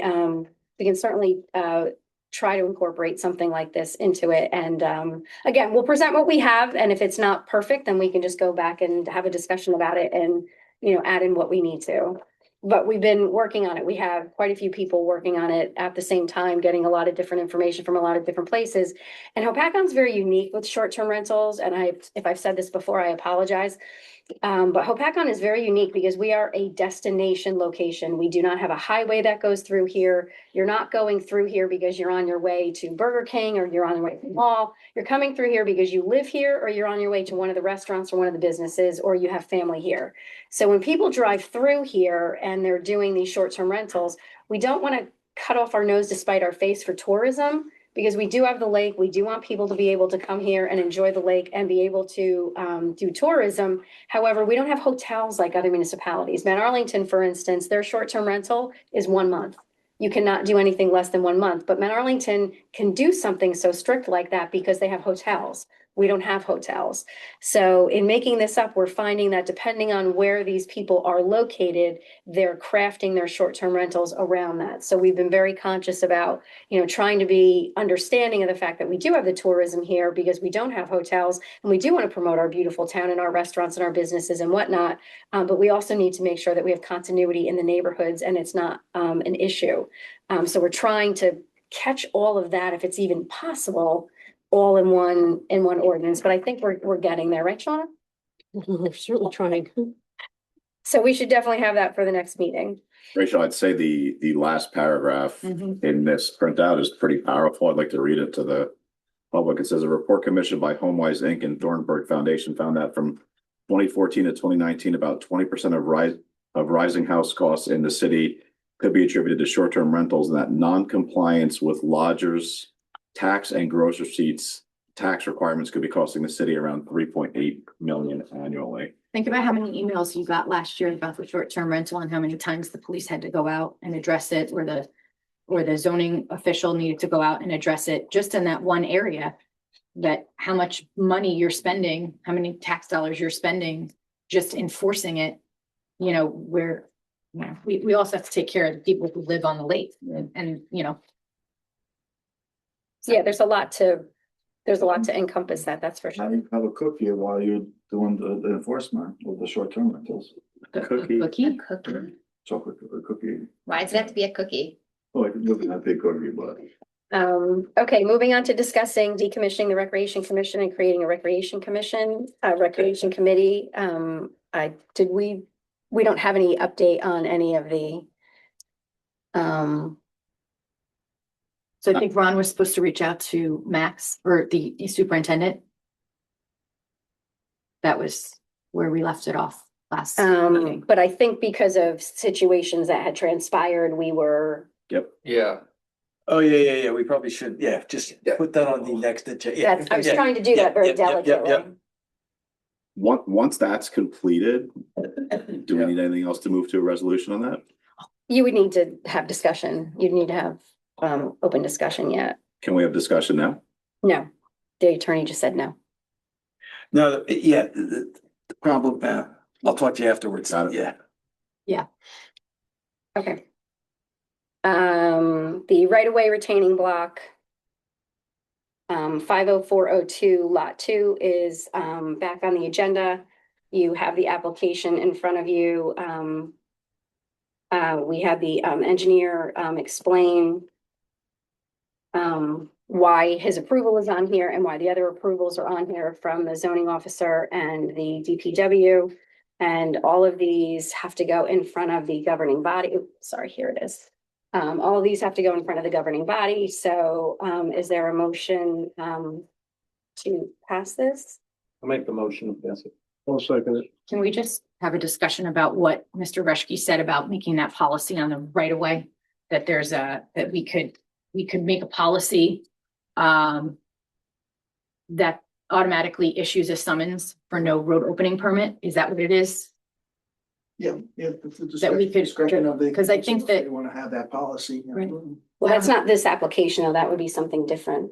yeah, but, well, it's on business to. No, I would do this first and then I would have the discussion for that after. Two good things. Because they're two different things. So you have a motion and a second for this. Any other discussion about this specific application? Because again, as Mr. Reschke described, these are all on a case-by-case basis. I'm sorry, what's the motion and the second for? The motion and the second is to approve this application. We could do that under old business. It doesn't have to be moved towards a resolution for next meeting, because I thought we spoke last that all the new business. This was on as a previous resolution. We moved it into old business so we could have the discussion from the engineer for us, that we could move it to a resolution. I think for the sake of being consistent, I'd like to move it to a resolution for the next meeting and vote on it. Well, we can make a resolution right now. Well, I thought we couldn't, right? Because what We should agree. didn't we agree last time? I think. We can move it to the next meeting. That's fine. Okay. That's fine. Do we put these on a resolution, or is just the application stands on its own? I've never seen one of these on a I haven't resolution. either. Yeah. That's- Voting on the application. You usually I don't wanna do a speak for motion and a Mr. second. Yeah, and then- no. There is no There is no resolution. But I understand the confusion because the resolution is merely the written record of the motion. The official action is the motion second. That's the official action of the council, right? But I know there was some discussion before about everything be done by resolution. Yeah. In this case, I think that you're just approving the application, so. And by the way, what we could do is if you approve it tonight, we could have a resolution on the next meeting that just says that memorializes it, because that's all it is. The land use board, that's completely different. That's the official, when you pass a resolution. Here, the resolution is just a memorialization of the official action which you took, which is reflected in the minutes. But Okay, so we have a motion and a second, so we'll actually vote for it, vote on it this evening, correct? okay, you can have a resolution ready for the next meeting. To be Okay, consistent. Thank you. but if we pass it this evening, they would be able to Yeah. continue, they'd be able to get their work started and whatnot. Okay, so there's a motion and a second, a roll call? Mr. Bongiovanni, Yes. Mr. Falcone, No, because I'd like to revisit what Councilwoman Johnson brought up. So it's a no for me. Yep. Ms. Johnson, No. Mr. Kukovic, No. Ms. Rodriguez, No. Mr. Taylor. Yes. Okay. Moving on to town hall hour. Oh, no, we're gonna discuss, Councilwoman Johnson wanted to discuss issuing summonses to anybody that has something in the right of way.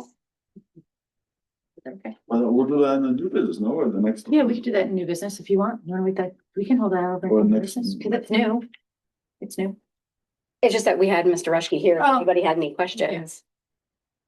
Discuss it. Sure. Well, I guess do you want to see what other towns are charging? Well, a summons is, Right? Yeah, That's, that's established by the municipal judge. It would fall under zoning. It would fall under that statute, correct for? Yeah, I mean, I think the enforcement is in place. It's just a question of the policy of the council, you know, as to what you That's all want. it is. Yeah. The policy is just that if we want to make that as, and it's not uncommon, that is, if someone creates a violation, they get a municipal summons. It's that simple. There's no graces or, they just get it and then, we can have, for the actual imposing of fines, that's ultimately a prosecutor discusses with the municipal judge and they decide. So the best thing to do would be to prepare a resolution for that for the next meeting to Right, yes. okay. so then we have to, I'm not sure if you need a resolution. I think it's just a policy that you're saying. You're just giving the professionals and Mr. Donegan direction of. So we can just ask the administrator to speak to Mr. Donegan about that and It's administrative. Yeah. Because the mechanism is in place now to do it. If we just. I'm gonna say, the ordinance is clear, and if you violate, you get a summons. I'm confused on. It's just a matter of, You violate, if you make a violation against the ordinance, the summons issuance is automatic. It's up to, it can be automatic. It's just that, municipality, it really is the policy of the municipality. Some municipalities, as soon as there's a zoning violation or a road opening issue, or just, a summons is issued right away and then you follow up. And in some cases, there's a grace period if someone's being responsive and they get a permit right away, you don't, issue summons as long as they're as long as they're showing compliance. and that's the direction of the zoning officer. That's right. Yes, but That's it's still guidance, that how we want to, conduct ourselves. It's, and it's not uncommon to issue the summons right away. so then the council would be giving direction To the administrator. The to the administrator administrator to give direction to the zoning official To staff. to, a summons is issued automatically when Correct. there is A violation of the. a violation of, got it. So then there's a vote on it? No, Or is it's that a just- direction. It's a No, direction. That's what you hired me to do. Yeah. That's what you hired me to do. That's why I make this big list every It's in your time. code, it's in your code now, so it's just. job security, Ron. There's like A lot of it. Years and years. So there's a consensus then so there's a consensus directing the Yes. administrator to do that. Yeah. Right. Got it. So we don't have to do anything is what No. I'm saying. I just want to clarify one thing. We just voted no on the application for the applicant to repair their wall, but for different reasons. Mr. Falcone voted no because he wanted to address Councilwoman Jennifer's concern regarding providing the summonses for people that do that when they should not do that. But we're now denying that application for that individual. So what happens with that now? Do they have to take down the wall? It seems to me that we weren't necessarily all coordinated on exactly what we were voting for. I would agree with that. I mean, I would change my vote if we were to, or if we could re-vote on it, since we have clarification on the summons, and change it to a yes. Make a new motion. Somebody can make a new motion. A to have motion it. for reconsideration. I will make a Is that what it is? I'll second. consideration of that. Okay, so roll call on passing the application that was previously denied. Can't say we don't have fun. Okay, bear with Do we me. have a motion and a second, a roll call? Mr. Bongiovanni, Yes. Mr. Falcone, Yes. Ms. Johnson, I still vote no. Mr. Kukovic, Yes. Ms. Rodriguez, Abstain. Ms. Taylor, or Mr. Taylor. Good. I did it here. That's okay. I got forgotten the last part all the time. Forgetting. That was on purpose, though. Probably. That is, I was not ready for that one. Okay, moving on to town hall hours. Yes, this is something that we had previously discussed, and the reason I'm bringing it up is because it's something that we publicly ran on, so I just wanted to survey, I guess, is it possible we can survey the community to see if it's something that they'd like us to look into, and I understand there are contracts in place, so it might get a little tricky, so get your dancing shoes on, Ron, but it's just, I know we make a lot of decisions up here for what's best for the community, but like certain things that we have said we look into, I don't want to just take off the table because there might be difficulties. We have to look internally as to how we can address it. I would like to get the opinion of the community some way, somehow, if we could get a survey question out, which I know we've done previously, like recreation and open space, we are possible of getting questions out. I'd like to survey the residents to see if, you know, one night a quarter or something would be beneficial so residents don't have to take a day off of work to come into town hall to try to do whatever it is they have to do, or if there's certain departments that really people need access to. I want to see if what our residents need, what we can accommodate for them. I understand exactly where you're coming from. I think we have to find out exactly who actually would be available for those types of things. You do have contracts that are in place where employees are not going to come in because they're just not going to come in because of contracts. We do have issues with department heads. Our construction department opens at 7 o'clock in the morning, 2 hours before the whole building opens. Not to mention, there are meetings that they do attend that are evening meetings for the construction department. I don't know what departments we would keep open for people to come into. So we would have to pretty much, I think, figure out first how we would be able to have staff that is here in the evenings, number one. And then number two, what residents are looking to see. We make a lot of accommodations for the public, especially with licensing for the dogs and the cats and whatnot, already for people who can't be here when the building is open. Plus, we do have services that are available online that people can do also. Recently, we had the upgrade of our software in construction. So eventually they're going to be able to do all of their paperwork and pay their fees online also. So we have been trying to put a lot of things online. As you said, technology is the way to go. So people can pay their taxes online. They can pay their water bill. They can pay their sewer bill. And we will continue to get all of the other services that we have online for people to also be able to pay those too. I don't want to make a promise to the public that we're going to have evenings that we're open and we don't have employees to be here. We're not promising anything right now, but I think we need the data to back up whether or not it's something that we want to pursue looking into. Because if we put out a survey and everyone's like, no, we don't need it, we're good with the hours, and there's no sense in having Ron get his dancing shoes on and do anything. But again, I think it's a little bit easier to ask who from the departments would actually be willing to stay on an evening. Because if they aren't, or they're not supposed to, or they're not just going to, because they can't for whatever the reason is, because again, everybody has jobs. Some people have second jobs. They don't have the availability to come in the evening. If we're going to ask them to come in the evening, I'm assuming you're looking for the evening and not the weekend. But I think that that's an idea to find out because not all departments are open all the time. I mean, our tax assessor is only there 1 day a week. So I can't imagine her being able to come in on an evening if she's capable of coming in the 1 day a week. She's already here. But I think in the past they have done that and they kind of shut it down because Yeah. nobody really used that. But I think you get the data before you move forward with it. So what- So it's putting out a survey. Question, right, is like what effort was made? I know we talked about it here, but we're not asking the people who utilize it most. Yeah, that's fine, but I mean, do the data or do research. That's but- The survey, that's what we're asking. Yeah. That's what I'm we're sure asking. if you pay the department to stay a couple extra hours over, they'll do it. Plus it is overtime. You know, You'd be it's- paying, that's the other thing is you'd Necessarily be paying. Well, it would be overtime because it's out of when the business closes at 4:30. You can comp time. It's a question of they What don't, but they don't have to do it.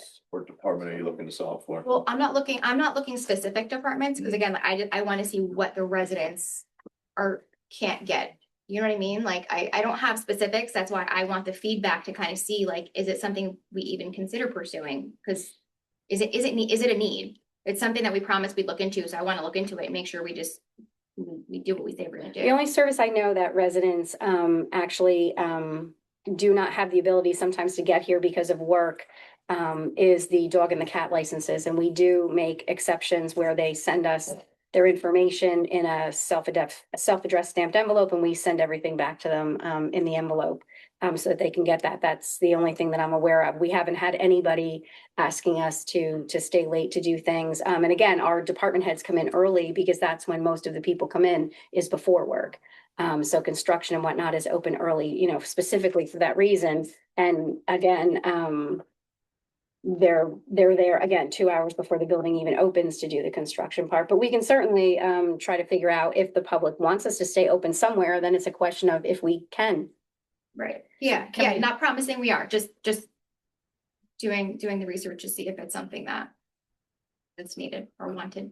I mean, not only, but the services that people come in for, taxes, utilities, permits, and permits for dogs, cats, garbage, recycling, and construction. Or coming in to complain about something. So that's about it. So we should be 24/7 is what you're Yeah, saying, well, like. if we, Well, we are online because we take payments online, so we are 24/7. yeah, so those are your services that if somebody needs more time on, that's what you're looking at, is that group.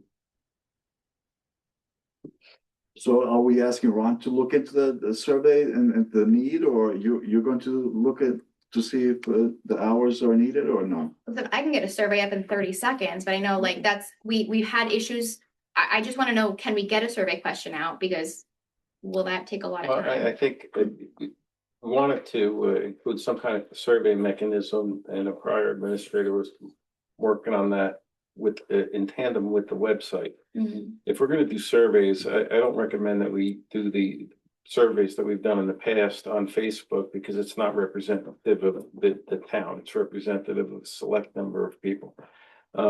So if we are going to do that, I think we have to put some metrics around it to make sure that we get a survey that does reflect the town and not just the people that happen to be on those particular Facebook websites. So there was a little bit of an issue there in terms of putting that together, because the website, we're not where we need to be with the website yet. There's some things that need to happen. So going and doing a survey, doing an informal one like we've done in the past, I don't think it's representative, so I'm not so sure I'm in favor of that. I am very much in favor in whatever ways we can understand what the residents of the town are looking for. Right, yeah.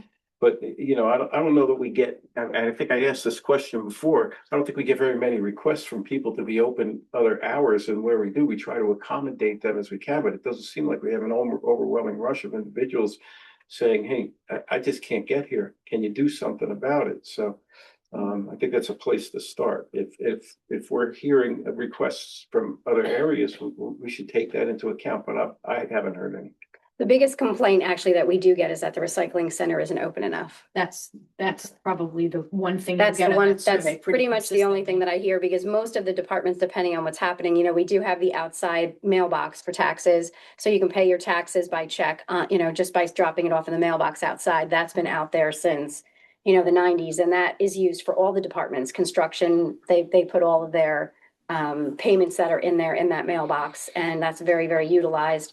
And again, because the office is open at 7 o'clock in the morning where construction is concerned, they're also able to come into the building, and they're also able to go into construction. But once the municipal building is open, residents actually put things under the doors too. They put their taxes underneath the tax collecting department.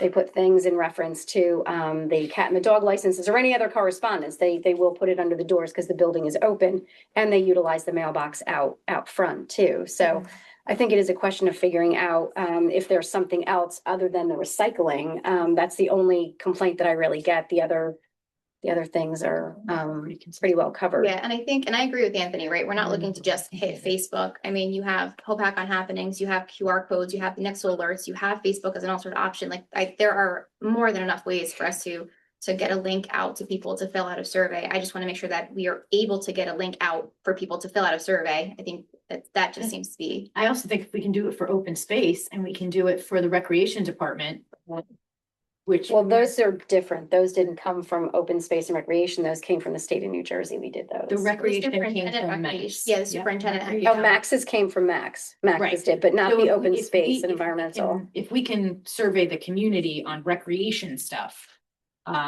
We also want I to think survey we- them on cannabis too. I mean, that's been going on for about a year now too. I think, I don't think we need to like reinvent the wheel. I feel like if we want to survey the community, it should be fairly simple. So, well, that was the whole take on that. I think I would just like to see the feedback from what our residents are looking for us to do. Did anybody else have anything else on that, or the next one's mine, so I'll jump into it if we're ready. Did anybody else have anything else on the town hall hours? I'm gonna suggest that Ron actually look into the departments that are available to stay. Whether we're asking them to stay and it's overtime, what that cost is. And go through the ability of who can and cannot be there. Because I think that that's important, because there is gonna be a cost factor that goes with it.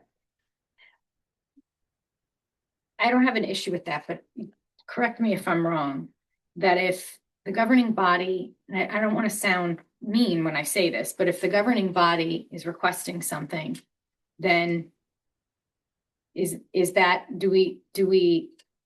why are we going to survey the staff to see if they're available? If it's within the contract, or we can make why survey the departments if we don't even know if it's going to happen yet?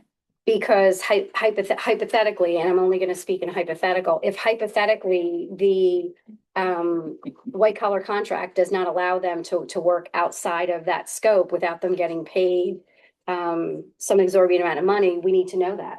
So we need that to be looked into. If construction is coming in and working, a 10-hour day here, a 12-hour day here, and then coming in at nighttime for meetings, and they don't have the physical availability to be here, they don't have the physical availability to be here. We need to know that. Yeah, and I think this kind of ties in, The Jen. survey. I'm sorry. No, go ahead, finish the. No, I was gonna say, I think the statement was that Ron was gonna go and find out who works what and then report that back to the council. Not if they're available. Right. Well, Not it's if they're available. it's semantics. It's like, if Well- there's certain contract, no, but the problem is there's certain people that have contracts that you can't, And I'm Tell going them to to- not talk about personnel. right, and so. I'm talking about specific employees. Go ahead. But I'm just saying, I think generally the point was that let's find out what departments work, who works what hours, and whose are flexible and whose are not. And then report back to you, and then the council can say, oh, okay, well, that doesn't really affect us, so we're gonna say that the hours are this, or we're gonna be open late Friday nights, or whatever. But it's just getting the information back to the governing. body. All That makes the contracts are very tight. They have scheduled hours. The start time, end time, lunch breaks. That's as binary as it gets through all the contracts. Anything outside of that, you either have to go in a sidebar agreement and negotiate schedule changes, or our time of day changes, or those types of things. Or we can ask if anybody wants to volunteer to do overtime. Because it is, if they work outside the scope of that time, or alter their shift to do that. But to change this contract language of the standard shift, you gotta go in a sidebar agreement with the union to do that. If we got a handful of people that says, well, I'll move my shift from time to time, that's okay, as long as it doesn't, upset the apple cart on the normal operations during the day. We don't have a deep bench, that's for sure, but We can't have somebody from tax collecting not be here during the day because they're gonna be here 2 hours at night, but they're not gonna be here two But if hours you got- during the day. But we can see if somebody would want to rotate that so that we Right. can cover the offices. No, That's- that makes total sense, but we also don't have finalized contracts. We have contracts drafted that council has yet to review for white collar and blue collar. They're in a They're contract. in a Trust contract. me when I tell you, they're in a contract to a new one's there. Their old contract is in place until the new one is there. Absolutely. And it's probably best to do this too, Jen, because to Steve's point, right, we're gonna wanna see like what those numbers come out to. Right, like with the Zoom calls, right? We're gonna wanna see what those numbers look like. It'll be helpful. No, I'm agreeing with you. Okay, moving on, local government week. Local government is also May. So last year, we had discussed every year there's a local government week. This year for 2026, it runs April 12th through April 18th. The League of Municipality gives a lot of great ideas on their website of what towns can do to kind of like help promote like things that we're doing, departments we have, people can, there's lots of good ideas. So the one thing that I had discussed last year was I wanted to create a program for the students where they could be a council member for a week. And I will pass this out. So this is like a rough draft of what I was envisioning the program to be. Sorry, instead of hogging it, let me pass it down. And I'm not going to read through the whole thing, but just the purpose. So the council member for a week program allows high school juniors and seniors to observe the legislative process and gain insight into the role of a governing body member by shadowing a borough council member. So again, it's just to kind of engage the youth, let them see how things operate from government side of things. It's a meeting week for us so they can get the agenda. We can go through the agenda with them, see what questions they have, just, make them think, make them ask questions and get them engaged. So, I'm not asking for opinions now, but I will ask if it's possible, if you have any comments, and I will email this to you as well. Get them to me by the end of next week, if possible, just because I also want to give an opportunity to the superintendent and the Board of Ed to look at this as well, and then have time for it to be advertised. But this is something that we had discussed last year after local government week. So I wanted to see if we could get this in place for this year. No, you don't want opinions, but I'm going to give you mine. I think this is an excellent idea. We did something like this in the school board, and it got students engaged with the school itself, and we actually had them give updates. I used to speaking in public, which I know everybody's at that age is terrified of. And I think taking a step further, right? Giving them a platform to see if government is something they're crazy enough to want to do. What's the age group? They're like juniors and seniors in high school. And I know we also, we have a lot of students who also attend choice schools or other schools. So it's like, if they don't have to go to Hopakon, right? It's just as long as they're a junior or senior who lives in the borough of Hopakon. Can we encourage them during the budget voting so we could blame them when? Well, they're clear, right? Like they don't actually vote on anything, but I think, we can. I think it's a great idea. I think any kind of mentoring program, volunteering, I think it's a great idea. I think it's a great idea. That's it. I'm sorry. I think it's a great idea, but I think that we should add the mayor to this also. I don't think it should just be a council program. I think it should be something that we have the ability for someone to actually shadow the mayor, since they're two completely different roles. We should definitely, I think it's a great idea, but I would definitely add that into it. And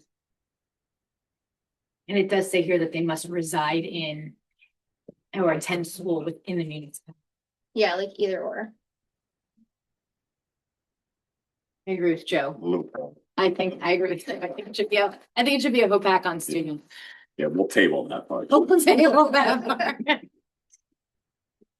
are the choice kids that go, they're open to what's in their choice schools, not necessarily what's happening in Hopakon at the same time. So you could just do Hopakon schools because you were only offering it to Hopakon I'm schools. only joking with Rachel because some goes to let and it irks me.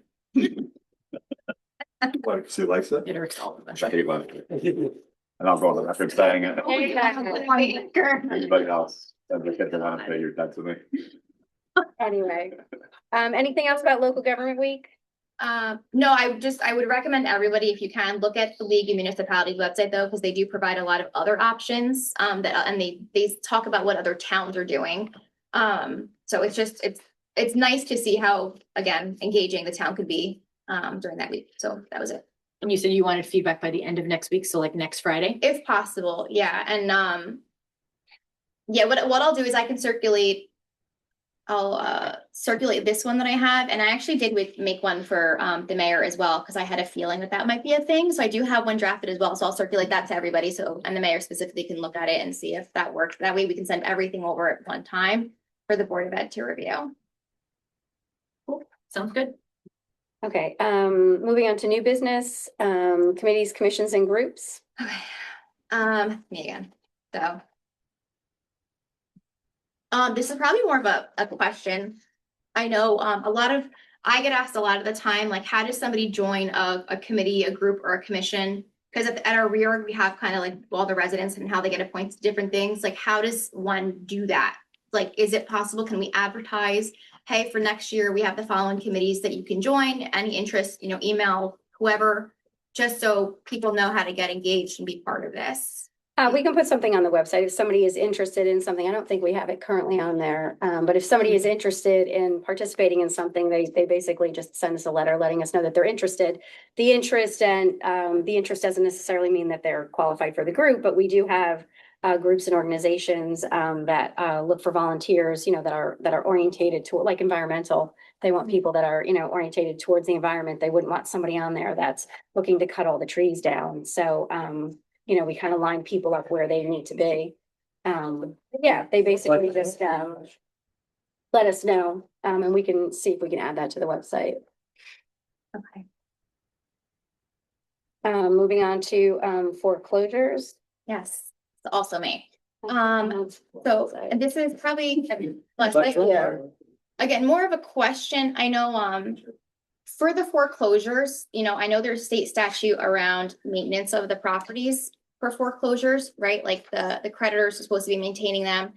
Are we checking to see, like, are we enforcing maintenance of those properties? Like, cause that's a source of revenue, right? Cause are we taking advantage of this? So that's through zoning. So the zoning officer, when he is alerted to a situation, he does go out and he does make sure that the property is maintained, and he does make sure if they don't, that we're, finding people and whatnot. That is something through him. Unfortunately, we don't have the staff in zoning for people to drive around all day looking for these things. So we encourage the public to let us know if they do notice a location. And we have several actually that the zoning officer has been able to write summonses for and whatnot, because they're not maintaining. Regular property maintenance also falls along the same thing. Right, because I think for this, like, I guess my question was, if it's a foreclosed property and it's owned by a creditor, can't we hit them harder in We do. fines? We do. But I think, I remember last year, I asked a question, and it was, to my surprise, the banks foreclosed property, they have a maintenance. They do company maintain them. And go around, they actually do a better job maintaining property than some homeowners. And that's why, because we Yeah. do hit them very hard with the fines, so they don't want to pay the fines. They cut the grass, they move the snow, they do those things. It makes them more pliable to doing what we Yeah, I need was them kind to of do. surprised that they actually do that, but that, that was the answer I got. Mhm. Perfect, all right, cool. There's also an ordinance. I don't know if this is what you were touching on, but there's also an ordinance that we can introduce and put into the code book that I don't think we have. That, right now. yeah, that actually fines the banks for keeping the homes in foreclosures, and those are big fines. I think the first year it's like $10,000. The second, am I wrong? Is it I think that's a little high, but it's like 5, 10, and 15. Like it's. Yeah, go ahead. No, that's the policy, is Yes. that if there's a bank foreclosure, then they have to pay, it's almost like a license fee, so it's not even, so they have to pay it, and then it graduates every year. Because the point is, you want them to put the property back on the market, like if it needs to be fixed up, fix it up, Right. sell it to somebody else, instead of just letting the grass grow 5 feet tall and everything else, so. Right. We could, And I don't think that we have an ordinance I written for just that, looked where I can right? find Because I know that I had talked about that. I don't even know if you remember, back in 2020, I talked about it and it kind of like Is that never. the zombie ordinance? It's the zombie zombie ordinance. ordinance, That's yeah, exactly what okay. it is. Yep, the zombie ordinance. So it's prompting. I couldn't it's remember what prompting we the bank called it, to- probably yep. like foreclosure. And I know Sparta did it. Sparta did it right in 2020, 2021. And then I know Mine Hill has one. And they, after Sparta did it, they bumped up all their fees because the state allowed you to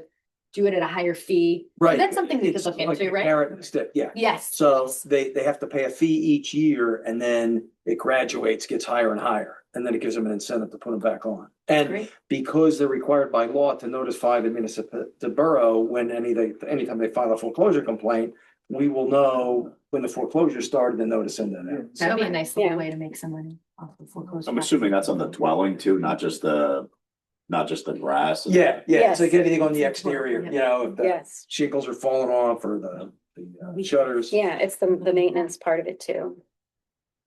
No, that's a good idea. So how does the council feel about that? I guess the zombie The ordinance. zombie ordinance, starting to look into that. Have the committee look into it and they proposed it. Perfect. Of course. Okay, anything else on foreclosures? Not seeing anything, opioid settlement funds? Okay, this was my new business. I know that we received opioid funds. I want to say it's about $17,000 over the 2 years, and I know we have to spend it. So I just wanted to know how we're spending it and who determines how we spend it, because I do have some ideas that So- would actually benefit the school. I think I remember what was, and this is through the PD. The opioid settlement funds is through the state of New Jersey. Okay, then this might be something different because I thought I remember that whenever we get money through police department, there's certain restrictions on like, can't do it in real estate, right? You can't like enhance the building or something like that. Well, that's the D. Yeah, that's different.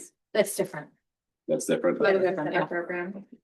So I did ask the question, and the answer that I got from Lisa Lombardo from, They cut me off. from Sussex County, from the opioid settlement fund directly. The opioid settlement funds from the county that are designated for the Alliance can only be spent in accordance with Alliance guidelines. Each Alliance needs to submit a form to me, letting me know how they plan to spend the funds so that I can either approve it myself, or if I'm unsure, because if it's a new program, I can ask the state for approval. This is to ensure that the towns can be reimbursed for the purposes. I attach the form that needs to be completed for each of these programs and submitted to me for approval before the program. The guidelines are changing because a new grant cycle is starting July 1st. For this reason, it's especially important that they make sure the programs are approved. Some programs will be until July and they are no longer allowed.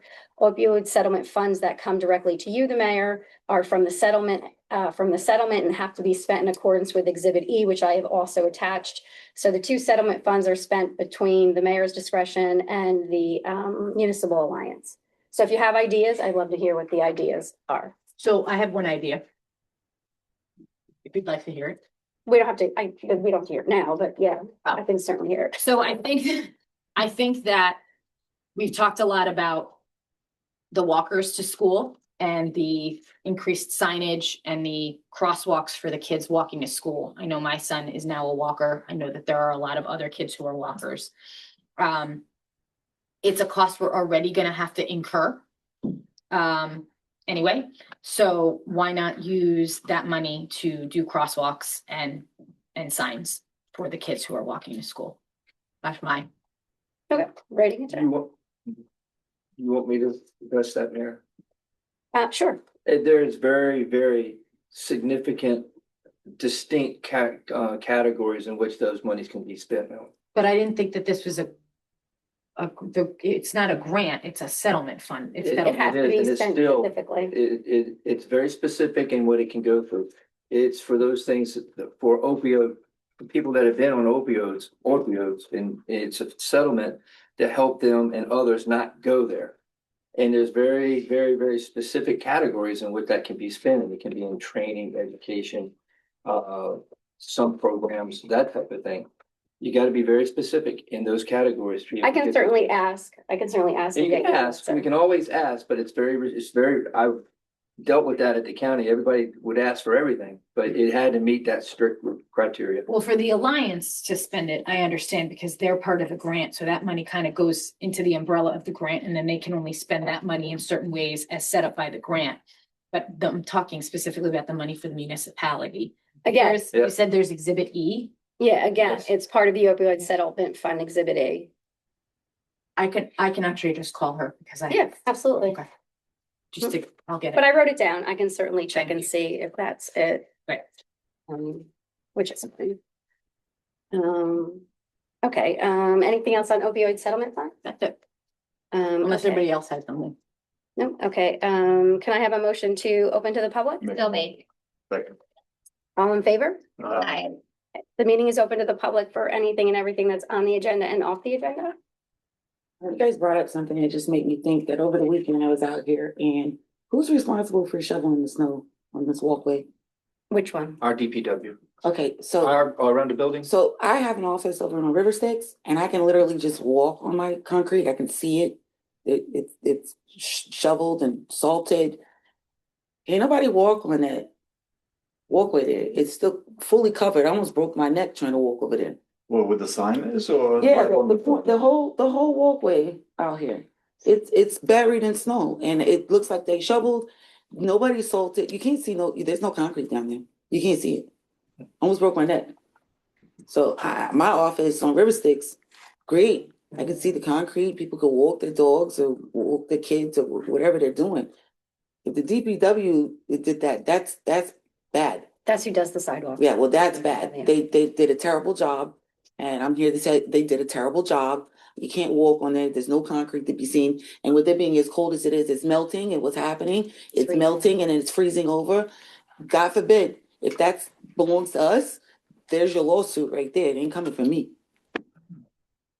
Thank you. Anyone else? Dave?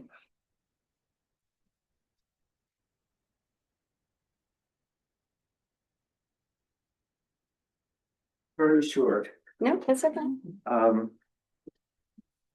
The discussion that you had previously, we had 2 years ago, I remember, as far as having extended hours.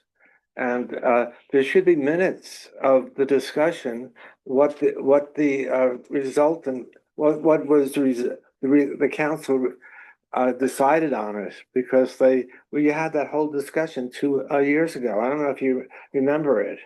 Those of you who were here, you remember it? Mhm. So you had the whole discussion. It seems like, and also we want to try to keep our expenses down so that taxpayers don't have to pay more money. So this would increase the budget. So it would seem the few people that need to come extra hours, that probably one time they would have to come here, and it wouldn't be such an imposition to take a sick day or something, you know. So that's my input. I think we've had the discussion. It's not. Have you gotten any complaints or people wanting to come in after hours or before hours? I don't think that's a problem. Well, that's I apologize. Can I make a comment? Dave, I can say that we can go through the minutes, you know, the whole thing is, I mean, times change, things happen through time where things change. I mean, I can say in my 15 years as a council person, we tried many times throughout the years to actually do nighttime hours and it never worked. Yeah. You know, you might have had one person that came through and the unfortunate thing is you're right, it's specific to that person because if they can pay their taxes by the mailbox outside and online, they're not coming in for tax collecting. If they can get a dog and a cat license by just mailing a self-addressed stamped envelope and we're mailing it back to them, it's fine. If they have a problem with construction and they're opening 2 hours early, it's hard to find another department or reason to bring people in, but we certainly want to ask the public, you know, what they would like to see and what they would like to have happen. But again, if it's going to be something that's not cost effective to us, we certainly can't do it. We're not going to pay, you know, somebody $200 an hour to be here on overtime to wait for one person that doesn't show. Exactly, and Yeah. probably several weeks, nobody will show up. Right. But we have to. Oh, yeah. Yeah, we're not doing it. Yeah. No. Make that clear. We're not implementing it No, now. but It's not no, implemented. I know, I understand Okay. it. I'm just saying, then the other thing is, I was also gonna speak on the ice, as this lady did also. Oh, she left. But anyway, I think that we should have a policy as to how our police interacts with ICE. So that if ICE comes and says they want to use our jail, they can't, the chief of police can say, we're not. We're very limited, just to put your mind at ease, we're very limited on our jail. We can't keep we can't keep bad people in our jail for a long amount of time. We have to transfer them to a proper prison. Yeah. We don't have the ability to keep people here Right. for long periods of time. So we don't have room to keep more Right. than one person. But from what I've seen, what we've all seen on television with ICE, I don't think we want this terror. Of course not, but I And our- can and our- tell you though, Dave, our police department, if something were like that to happen, our police department is very prepared to do what is necessary So to take. They have a policy, Of course they do. All of the police departments do in the country. but it would also be a county policy or? The county has their own facility because they have their own sheriff's officers and whatnot in the county. So yes, they have their own, everybody has been trained and they're all doing their own thing. Okay, good. Thank you. Thank you. Anyone else? Pete? Oh, I'm sorry, I don't know your name. My name is Herman Zablotsky. I'm here representing my mother-in-law, Barbara DiVenuto. And, basically, Bill Donegan recommended I come to this meeting tonight because it was supposed to be on the agenda. Some issues that he has going on with her, previous construction. And did that even make the agenda or? Yeah, that's what we approved. Is that the right of way? Is that the wall in the right of way? It's We 1025 approved that. Old Dean. Yeah. That was it? We approved the right of way. Yeah. The wall in the right of way. Okay. Because I was fine with it, but we approved it. I heard there was verbiage on road closures and stuff. I said, that can't be that one. Yeah, that is that actually, Oh, okay. but it did pass. Mulligan. All right, thank you. Thank you. Thanks, Anthony. Pete?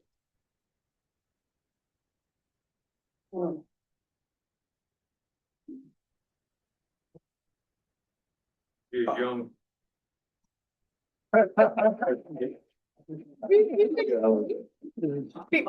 Yes, and you're there too. Yes, I know. Anyway, Pete Freckling, okay, we were talking about shoveling and stuff like that. There's a section down on River Styx Road. It's the Freedom Park Yes, where the Freedom Tree is. yes. That has not gotten shoveled in whatever long time. I hate snow. So do I. You know what though, Pete, if you see something like that, especially, just let us know early enough, because now that it's ice, it's hard for them to. Well, put it this way, I was actually gonna get out there with a shovel and do it, but I got to the point where it's like, oh, you know, Yeah, just couldn't continue. yeah. Anyway, number one. Did you get Number two, you were talking about hotels and stuff like, we used to have a motel in this town. And I think it was the Notel Motel or something like It's that. under, no, the motel on Lakeside Boulevard is Lakeside. under construction. Okay. It's not open to the public just yet. Yeah. Okay, would that be a long-term or whatever? No, it would just be like a regular motel, like it was in the Okay. past. The Villanova too. Yeah. That's not a hotel though. That's a long-term, Yeah. rental facility. Anyway, I was just. Yeah, that up. yeah, we really, yeah. Yeah. Looking for a Holiday Inn. We don't have one. So I win the lottery. If you win a lottery, Pete, you're not doing a hotel. Okay, can I have a motion to close to the public? Are we going into exec? We will not need to continue to go into executive. Oh, We okay. did it in the beginning. We were gonna talk about. Thank God. Did you want to go into executive? No, what was that? Oh, no, there's nothing to it. Oh, It's just, yeah. Then. No, we don't have anything for executive. So, can I have a motion to adjourn? Motion. All those in favor? Aye. Thank you. Michael wants to go home. He's like, I had enough. John, thank you so much for staying. Thank you, John.